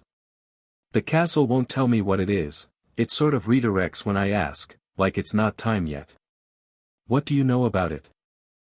Rowena was quiet for a moment. The quality of her quiet was different from evasion, it was the quiet of choosing words with care. The dagger was made by both of them, she said. Together. Near the end of their friendship, when they still worked together but already knew they were going to stop. She paused. It was made specifically for the convergence. It has a name in the old language that translates roughly as the instrument of ending. Which sounds dramatic and somewhat more violent than its actual function. Which is? Harry said. It ends things, she said. Not people, things. Enchantments, bindings, tethers. Things that should not persist but have been made to persist by power or malice or the stubborn refusal of something to let go. She met his eyes. If you understand what Voldemort has done to himself, the tethers he has created to ensure his own continuation, you may understand what the dagger is for. Harry understood. The dagger didn't kill. The dagger severed. McGonagall came to find him Thursday night. She came to the Gryffindor common room, which professors could access but rarely did. It was a point of unspoken courtesy, the common room as student territory, and she sat in the chair across from Harry with the straight-backed precision she brought to everything and looked at him for a long moment before speaking. The fire was low. The common room was mostly empty, it was past 11, and the few students who'd still been up had evaporated with the speed of people who recognized a private conversation when it announced itself. The order meeting tonight, McGonagall said. There was a disagreement. Harry waited. Several order members, Moody, Tonks, the Weasley parents, they are with you completely. They don't require further discussion or reassurance. She folded her hands in her lap. Others are more complicated. Mundungus Fletcher thinks the founder claim changes the strategic position in ways he doesn't understand and therefore distrusts. Elphia's Doge is concerned about ministry reaction. Hestia Jones thinks, she stopped. None of this is the point. What's the point? Harry said. The point is that Albus Dumbledore spent 3 hours tonight managing other people's uncertainty about you, McGonagall said. And I watched him do it, as I have watched him do many things over many years. And something occurred to me that I should have said a long time ago and did not. She looked at him directly in the way she looked at him when she was being wholly herself rather than deputy headmistress. I have watched you for 6 years, she said. I watched you walk into this school as an 11-year-old who had been kept in a cupboard and I watched you become, she paused, choosing, what you are. And I have spent those 6 years working within the structures around you rather than simply telling you what I saw. Harry said nothing. What I saw, she said, was someone who was always going to become this. Someone the castle was going to claim or who was going to claim the castle. I didn't know the mechanism, I don't pretend I understood the bloodline implications, but I knew. I have known for years that you were going to be something that didn't fit the frameworks people were trying to put you in. She met his eyes. I should have told you that clearly, long before now. I should have said, trust yourself, because what you are is real and it is yours and nobody else has the right to manage it. The fire popped softly. Professor, Harry started. Minerva, she said. In this room, tonight, I think we can manage first names. He looked at her. At the sharp eyes and the iron-gray hair and the 60 years of absolute competence and principled loyalty, and underneath all of it the thing he'd always known was there but had never seen expressed this nakedly, the genuine, uncomplicated love of a teacher for a student who had never been ordinary. Thank you, he said. Minerva. She nodded once, the decisive nod of something that had been decided. Now, she said, in a tone that had shifted back toward practicality without losing any of what had just been said, tell me what you need from me. Specifically. I am done contributing to strategies that work around you. I am asking to work with you. Harry looked at her for a moment. The students, he said. The ones who are going to be here when this comes to a head. I need to know they're prepared, not just academically. I need them to know how to protect themselves, how to move in the castle, how to use its architecture against attackers who don't know it the way we do. Defense preparation, she said. Yes. Quiet, not alarming, woven into regular classes if possible. You and Thorn both. He paused. And I need someone on the staff who Dumbledore will listen to if he starts reverting to management habits. Someone who will say talk to Harry directly instead of making a decision on his behalf. McGonagall looked at him. That I can do, she said drily, with considerable experience and some pleasure. Harry almost smiled. I thought so. She stood, smoothed her robes, and looked at him one final time. You are not what I expected you to become, she said. You are better. She said it briskly, without ceremony, the way she said things she meant completely. Good night, Harry. Good night, he said. She left. The fire settled lower and the common room was very quiet, and Harry sat in it for a while and let the week's accumulated weight sit with him, not crushing, not immobilizing, just present, the way real weight was present, reminding you what you were carrying and confirming you were strong enough to carry it. Then he thought, one more Horcrux. He pulled out his notebook and started writing. Friday morning, Voldemort's intelligence reached the castle in a different form. Portia Flint, true to her word, brought Harry the first substantive report, a letter she'd received the previous evening, formally activating her as an information channel, written in the careful code of Death Eater communication that was significantly less sophisticated than it apparently believed itself to be. Harry read it at the Gryffindor table. Hermione read it beside him. Their eyes met over the last line. The final tether has been located. Movement expected within the fortnight. The last Horcrux, Hermione said quietly. He thinks he has it, Harry said. Or is about to. Does he? Harry thought about Dumbledore's intelligence network and the old man's 17 portraits in the headmaster's office and the patience of someone who had been working on this problem for longer than Harry had been alive. No, Harry said. Dumbledore already moved it. He said it with the certainty of the castle's awareness, which had been showing him something for the past 2 days that he'd been puzzling over, a small, specific absence in the headmaster's office. Something removed. Something taken somewhere else. Something brought here. He set down the letter.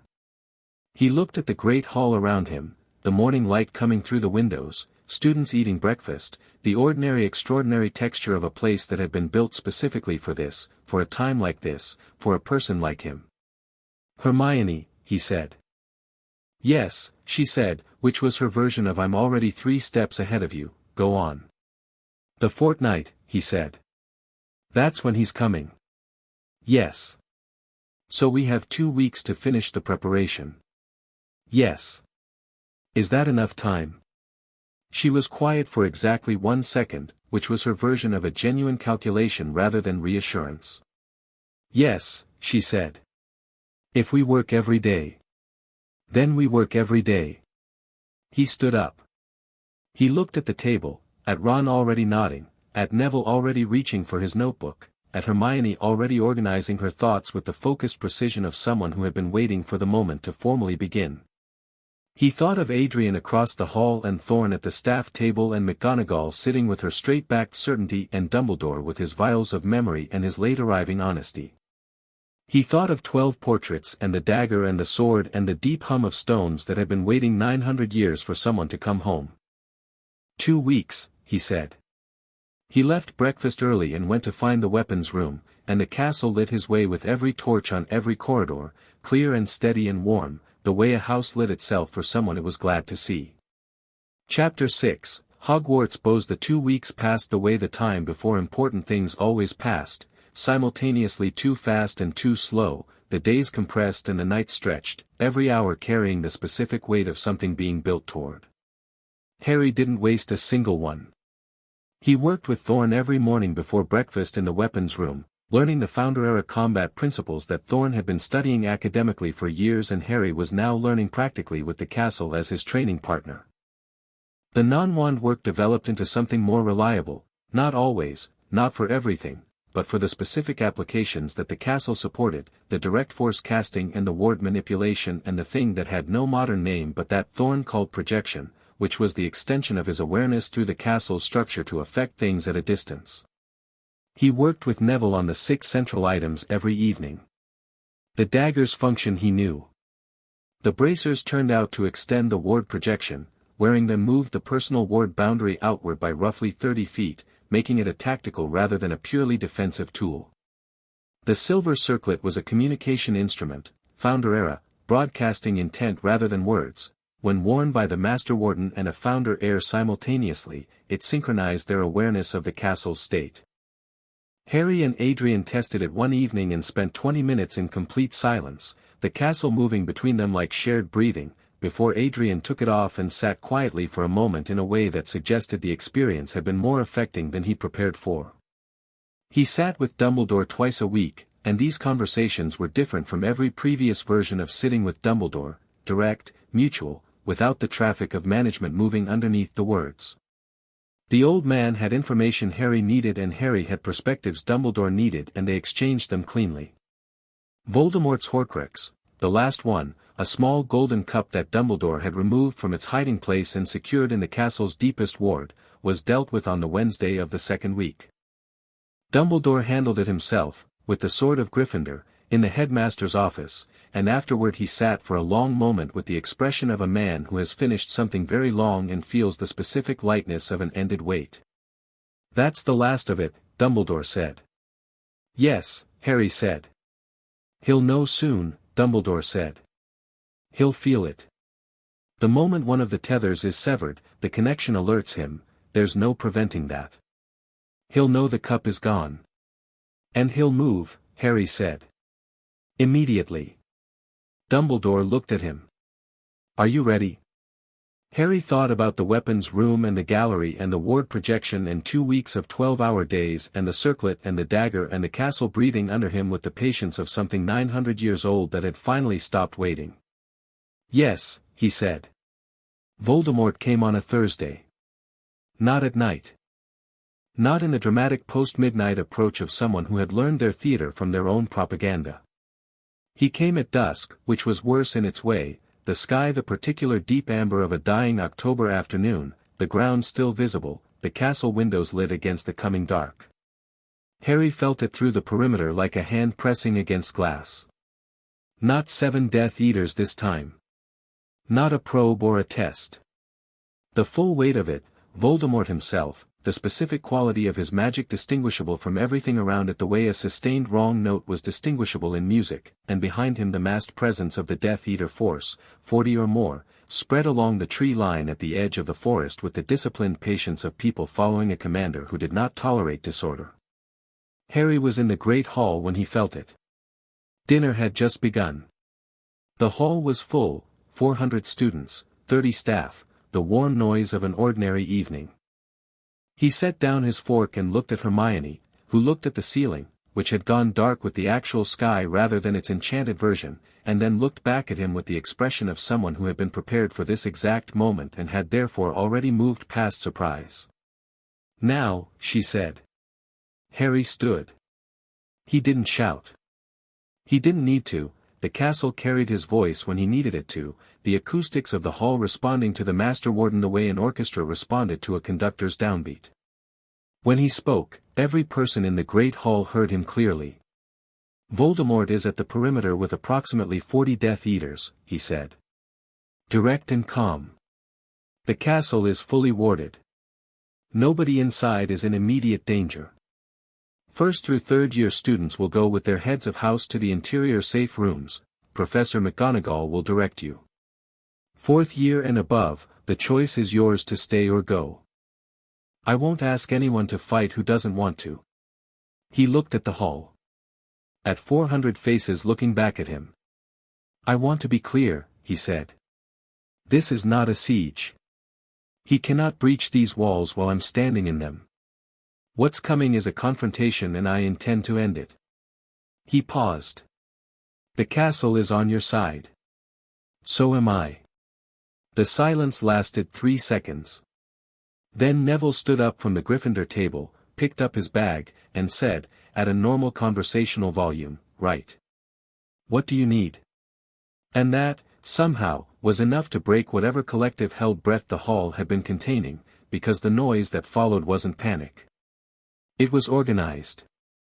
It was the sound of 400 people deciding and moving, the younger years going with the heads of house in the calm, directed way that McGonagall ran everything, the older students arranging themselves with the specific focused energy of people who had been quietly prepared for this for 2 weeks without being told they were being prepared. Thorn was already at the hall doors, speaking to a group of 7th years who had the composed readiness of students who had spent the past fortnight in irregular after-hours defense sessions. He caught Harry's eye across the hall and nodded once. Adrian was at Harry's side before he'd reached the doors. "The east perimeter is weakest," Adrian said, falling into step. "Not weak, the wards are complete, but the Slytherin construction on that side was always prioritized for flexibility over force. He'll test there first." "I know," Harry said. "That's why I want it to look like it might yield." Adrian looked at him. "Not actually yield," Harry said. "Look like it. Draw them to one point." He pushed through the doors into the entrance hall. "The castle can direct force through the wards when I'm wearing the bracers. Concentrated, targeted. If 40-odd Death Eaters are clustered at one section of the perimeter, you can redirect the wards as an active defense rather than a passive one," Adrian said, working through it rapidly. "The Slytherin construction on that side was designed exactly for that. The flexibility isn't a weakness, it's a feature. The ward matrix can reconfigure around a focal point." "Salazar was smarter than he's been given credit for," Harry said. "He was," Adrian agreed, with the pride of someone defending a complicated ancestor. "He just had terrible judgment about people." They went out through the main doors into the evening air. The grounds were quiet in the way that preceded everything significant, the birds gone, the lake flat and still, the tree line dark at the forest's edge. The last light was fading from the sky and the castle's torches had come up behind them, warm against the blue of dusk. Harry walked across the courtyard and down the stone steps toward the grounds, and the castle came with him the way it always came with him now, not following but extending, the perimeter wards a presence he wore like a second skin. He stopped in the open space between the castle and the forest. Just stood there in the dusk. "Come on then," he said, quietly, not to anyone in particular. Voldemort walked out of the tree line. He crossed the distance between the forest edge and the grounds with the particular quality of motion that Harry had observed at the graveyard 2 years ago and in the ministry last year, not the hurried movement of urgency, not the theatrical slow advance of intimidation, but something between, the walk of someone who did not experience the space they moved through as having claims on them. He was pale in the dying light, the red eyes catching the last of it, his robes the darkness of something that had consumed color and kept nothing back. Behind him, the Death Eaters did not advance. They held at the tree line. Following orders, or following their own assessment of the situation, Harry didn't particularly care which. 40 feet separated them. Voldemort stopped. The silence was the specific silence of two magnetic fields meeting. "Harry Potter," Voldemort said. His voice was what it always was, smooth, cold, the sound of something that had refined itself out of humanity and mistaken the refining for elevation. "You have been busy." "I have," Harry said. "The convergence claim." Voldemort looked at the castle behind Harry, at the walls, the towers, the lit windows. Something moved across his face that was as close as it could come to genuine assessment. "I should have looked for you more carefully." The Bloodline search focused on the traditional lines. "Your mother's family was beneath the threshold of investigation." "That was the point," Harry said. 600 years ago, someone made sure it would be. "Clever," Voldemort said. He made the word sound like a small thing. "It changes nothing fundamental, you understand. You have the castle. The castle is a building. Impressive defenses, ancient magic, but a building. You tried to send 40 people through those defenses a fortnight ago," Harry said. 7 of them. The other 7 are still at the ministry helping with inquiries." Something in Voldemort's expression tightened. "A demonstration," he said. "Nothing more." "You keep calling things demonstrations when they go wrong," Harry said. "The ministry. The graveyard. Now this. He watched the red eyes. You're down to one option and you know it. And what option is that? You have to get to me personally, Harry said. Everything else is foreclosed. The Horcruxes are gone, you felt that yesterday, I imagine. The followers are dispersing, it's been happening all month, people finding exits you didn't leave open but I did. The Ministry is more afraid of what I am than of what you threaten, which means the political structure you've been operating inside is shifting. He held Voldemort's gaze steadily. You came here tonight because it's the last move on the board. Voldemort was quiet for a moment. Assessing. The intelligence behind those red eyes was real. Harry had never made the mistake of underestimating it, had never confused the particular grandiosity of Voldemort's self-presentation with a lack of actual capability. You are not what you were at the Ministry, Voldemort said. His voice was slightly different now, not colder, but more present. The performance had dropped a degree. You have grown into something I did not predict. The claim is real, I can feel it, the castle's orientation toward you. Godric built his recognition well. A pause. But Godric is dead. And the claim does not make you invulnerable. No, Harry agreed. But it makes you vulnerable, and there's a difference. He raised his left hand, which was wearing the bracer, and let the ward projection extend. Not aggressively, he wasn't attacking, not yet, not while there was still a conversation to have. He extended it so that Voldemort could feel its boundary, a perimeter running from Harry outward in a 30-foot radius, the personal ward the castle maintained around him, warm and complete and absolutely indifferent to whatever struck against it. Voldemort's wand came up. Go on, Harry said. The curse was not the killing curse, that particular intelligence had, apparently, been updated. It was something Harry hadn't seen before, dark and specific, aimed not at his body but at the ward boundary, trying to find the seam of it, the join between Harry's personal magic and the castle's extension of itself around him. There was no seam. The curse hit the boundary and the boundary absorbed it exactly as it had absorbed everything on the courtyard 2 weeks ago.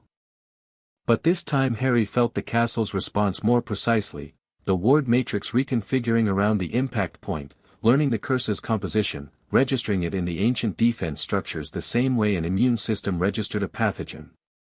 The castle would remember that curse now. Every stone.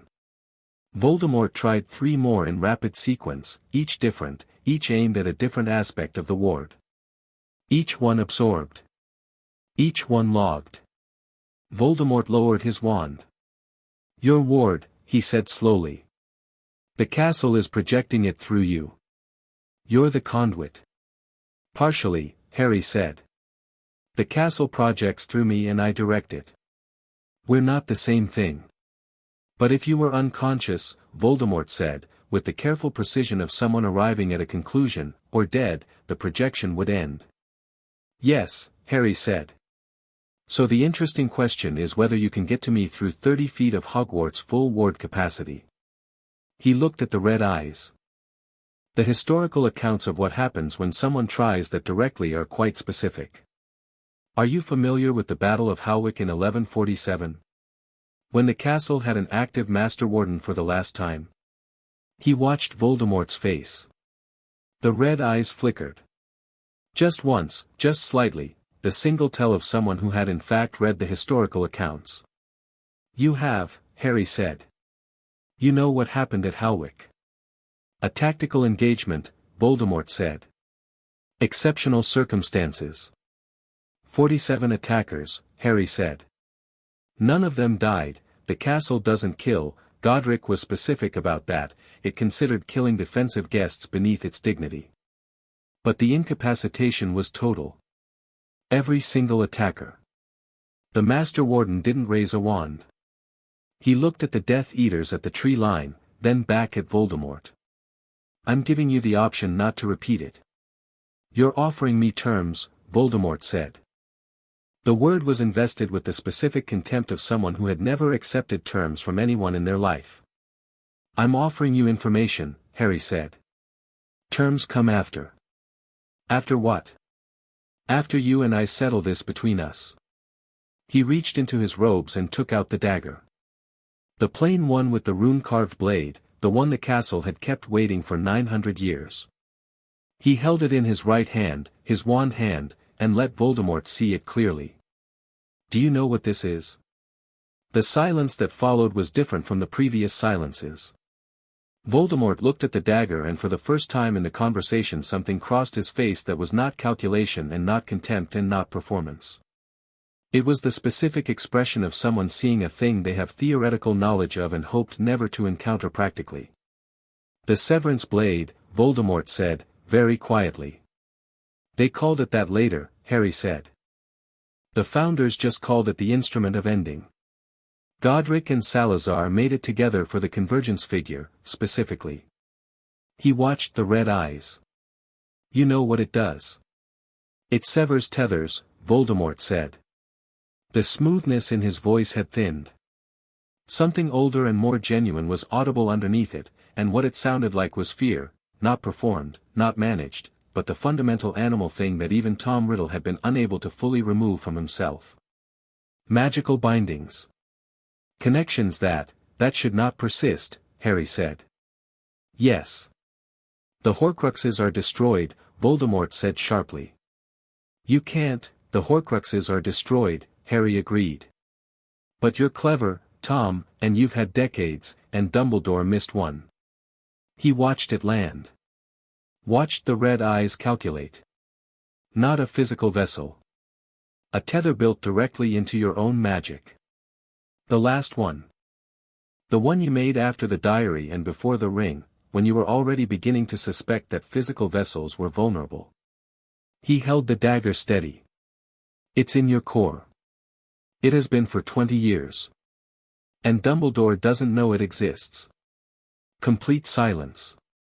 The dusk had gone fully to dark.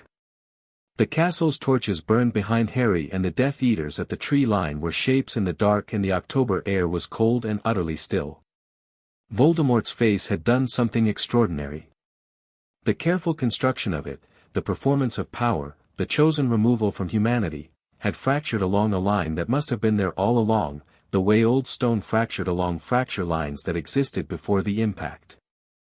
What showed through the fracture was something Harry recognized from the memories he'd seen in Dumbledore's pensieve, the face of Tom Riddle, 16 years old and brilliant and so profoundly afraid of what he was that he had spent a lifetime converting the fear into its opposite.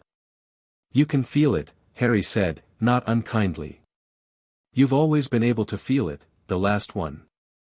It's why you've never felt fully whole, even with all the others intact.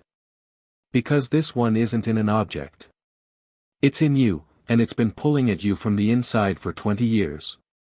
He looked at Voldemort steadily. I can sever it. That's what the dagger does. It ends things that should not persist. A pause. But it also ends you as you are. Tom Riddle dies. Whatever survives that, if anything does, is something different. Something mortal. Mortal, Voldemort said. The word in his voice was a landscape. Mortal, Harry said. Like everyone else. Vulnerable and finite and, yes, capable of dying. He held the red gaze. But not dead tonight. Not by me. He felt the castle around him, under him, all through him, and thought about what Rowena had said about Godric's intention, and what Godric had written in Slytherin's notebook for someone who hadn't been born yet. The choice is yours. That was always the point, Godric built the choice in. The convergence can end Voldemort. But Tom Riddle decides whether he ends. The silence lasted a very long time. Behind Voldemort, at the tree line, something was happening. Harry could feel it through the castle's perimeter awareness, movement, but not aggressive. The Death Eaters were looking at each other.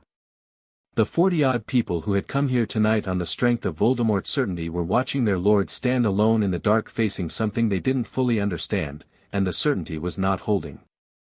3 of them disapparated. Then 5 more. Voldemort did not turn around to watch it happen. He was looking at Harry with the specific expression of someone receiving information about themselves that they have been avoiding for a very long time. "If I choose," Voldemort said. "Willingly," Harry said. "It only works willingly. That's built into the blade." Godric again, he wouldn't make a weapon that could be used against an unwilling person, not even Voldemort. Especially not Voldemort. He turned the dagger once in his hand. He left notes about it, actually. In the weapons room. He wrote, "The man who chooses to become mortal is more dangerous than the man who is made mortal, and more free, and I will not give anyone a tool that removes that choice." Something in Voldemort's face moved. The complexity of it was extraordinary, 30 years of choices layering over each other, a person who had been so afraid of death that they had made themselves into something that couldn't fully live. "What guarantees do I have," Voldemort said slowly, "that this is not simply, none," Harry said flatly. "No guarantees. I'm 17 and I'm standing on a dark lawn offering you something that I have no way to prove and that you have no way to verify and that requires you to trust something you've never trusted." He held the red eyes without wavering. "But the alternative is 47 people lying on the grass unable to move while I walk back inside, and you get to decide if that's better." More disapparitions at the tree line. Harry could feel the Death Eater presence thinning, the 40 becoming 30 and then 20, the organization dissolving in real time while its architect stood 30 feet away and made the decision that would determine what remained of it. Voldemort looked at the dagger for a long time. Then he looked at the castle. Something in his face when he looked at the castle was different from everything else, not the calculation or the fear or the contempt, but something older than all of it. Harry thought, suddenly and with perfect clarity, that what he was seeing was a boy who had grown up in an orphanage and found magic and come to this castle at 11 years old and understood for the first time that he was extraordinary, and who had subsequently spent 60 years trying to ensure that nothing could take that from him. "He built this castle," Voldemort said quietly. Not to Harry. To himself, or to the air, or to the wall of warm golden windows behind Harry's shoulder. Slytherin built this castle. He built it with Gryffindor, Harry said. And Ravenclaw and Hufflepuff. Together. He paused. Before they stopped being friends. Voldemort looked back at Harry. He walked forward. Harry stood his ground.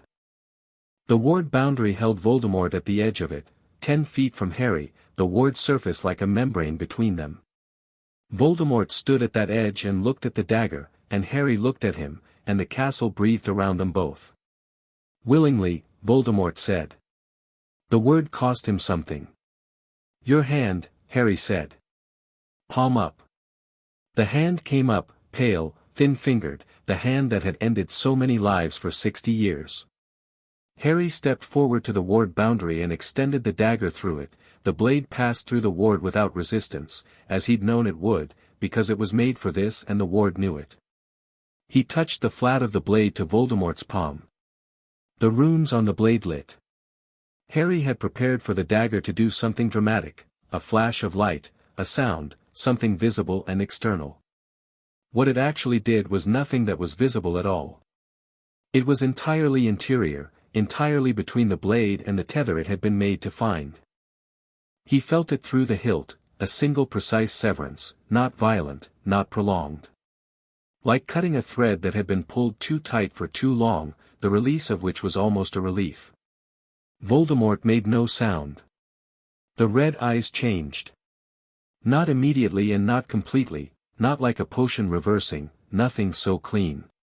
But the quality of them shifted, the specific quality that Harry had always associated with Voldemort's gaze, that feeling of looking into something that had removed itself from the human register, changed, slightly and irreversibly, towards something less elevated and more ordinary.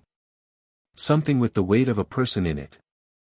The man who stepped back from the ward boundary was still Voldemort, still Lord Voldemort, still the most dangerous dark wizard in a century, still someone who had done terrible things and who would need to reckon with every one of them through a long and probably painful series of future conversations with people including but not limited to Dumbledore, the Wizengamot, and a significant number of families who deserved answers.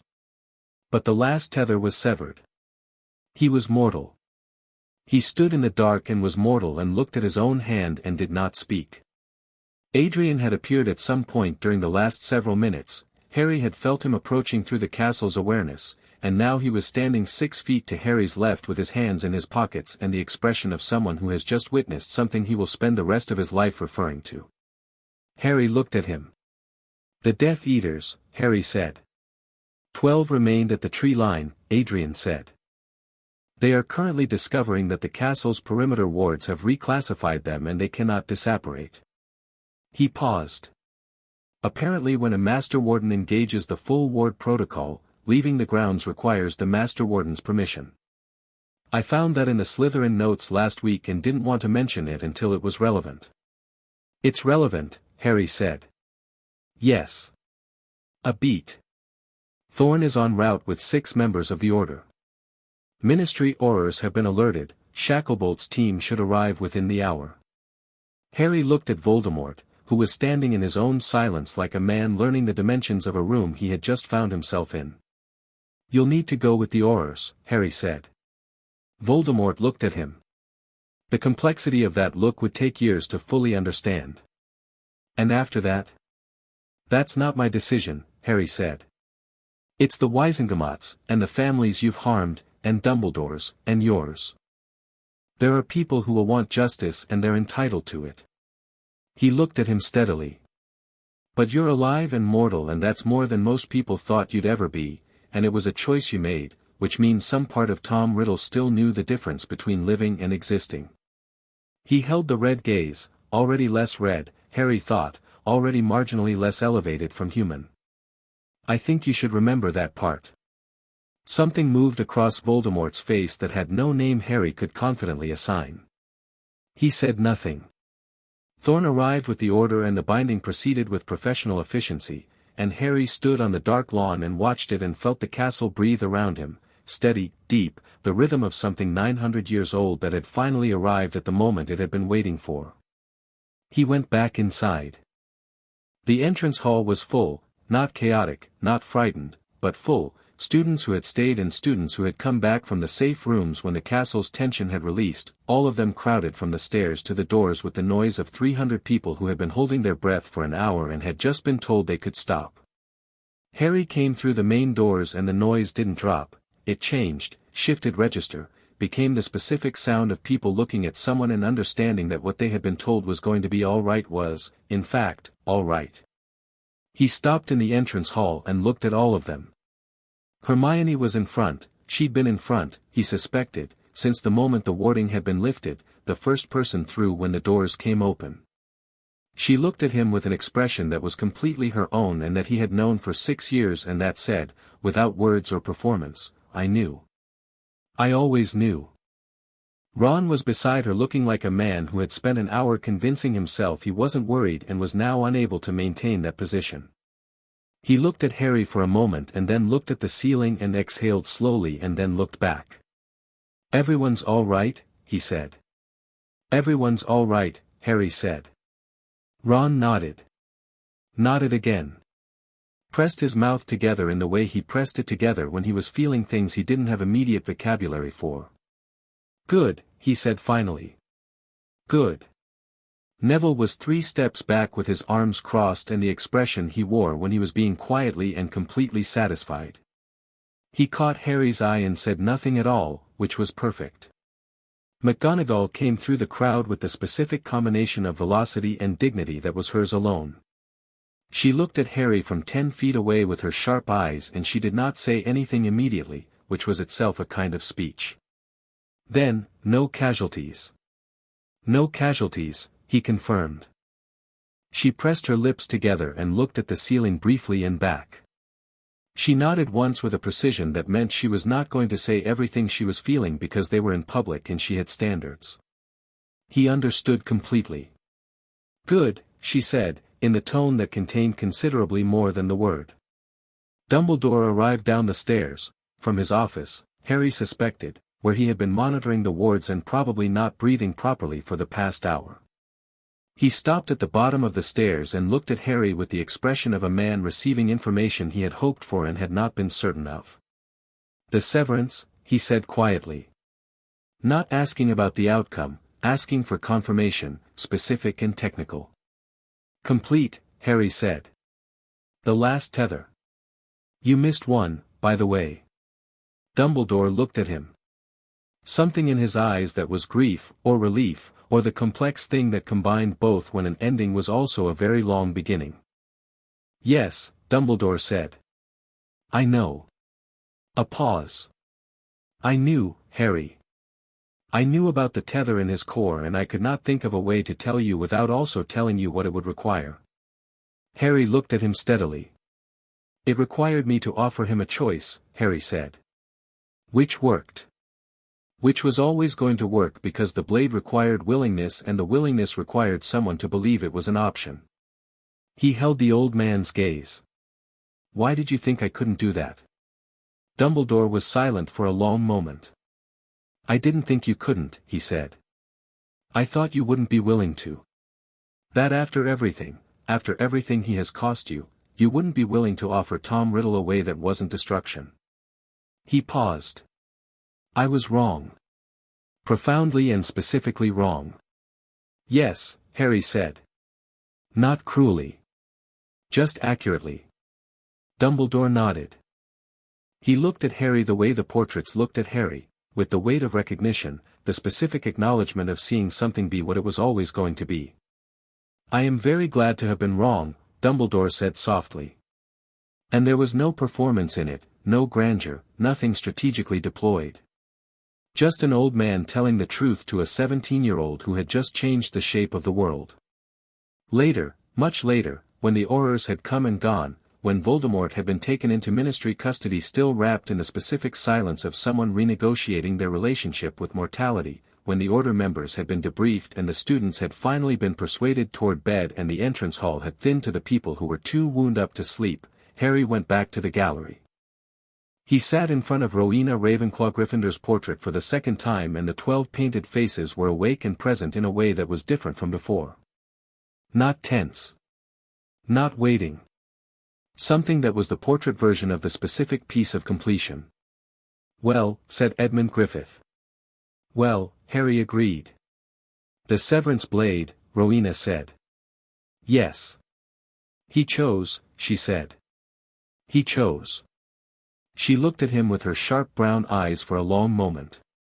Then she said, Godric would have tried to talk for 3 hours and eventually done the same thing you did, but in a more dramatic location. Harry laughed. It came out longer than he expected and carried more in it than just amusement, the weight of the day and the 2 weeks before it and the 6 years before that, releasing in the specific way that things released when they were finally, actually over. I had a castle to amplify me, he said. He built the castle. That seems fair. Salazar, said one of the other portraits, a woman 2 frames from Edmund, who had not spoken before in all Harry's visits, would have spent 6 months building an information network designed to make Voldemort's decision inevitable before presenting it as a choice. She sounded thoroughly approving. I had Adrian for that, Harry said. Yes, she said. You did. Something in her expression settled. The cooperative doctrine. Working as it was meant to. The torches in the gallery burned warm and steady. The hum of the castle was at its lowest register, the slowest rhythm, the deep stone breath of something that had done what it was built to do and was at rest in that knowledge. Harry felt it through his hands on the arms of the chair and through the floor under his feet and through the walls around him and the ceiling above him and the sky beyond that, the whole vast intricate breathing presence of the place that was his and that he was. What now? Edmund said. It wasn't a challenge or a demand. It was genuine curiosity from someone with 600 years of perspective asking a 17-year-old what he intended to do with an unprecedented situation. Harry thought about it. The students who stayed, he said. And the ones who came to us during the month, Portia Flint, Edmund Carus, the others. There are people who chose something tonight and who deserve to understand what they chose. He thought about the school full of sleeping students above him. And there are people all over the wizarding world who have been afraid for years who are going to wake up tomorrow and find out that the thing they were afraid of is a mortal man in Ministry custody, and they're going to need somewhere to put that. And Hogwarts? Rowena said. Harry looked at the castle around him. At 900 years of stone and intention and the accumulated weight of every student who had ever passed through, every spell cast in every classroom, every conversation at every table, every moment of fear and courage and learning and failure and beginning again. His castle. His responsibility. Hogwarts is exactly what it was always supposed to be, he said. A place where frightened people have somewhere to go. He stood up. Get some rest, Edmund said, with the dry warmth of someone who had learned, over 6 centuries, that the practical advice was usually the most profound. Soon, Harry said. He walked back through the dark corridors of the sleeping castle, and the torches lit for him one at a time, warm and certain, and the hum was a continuous single note, deep and satisfied, rising just enough that the glass in the windows shivered once. Not bowing to a command. Not performing for an audience. Simply acknowledging, in the only language available to very old stones, what it knew to be true. Its master was walking home.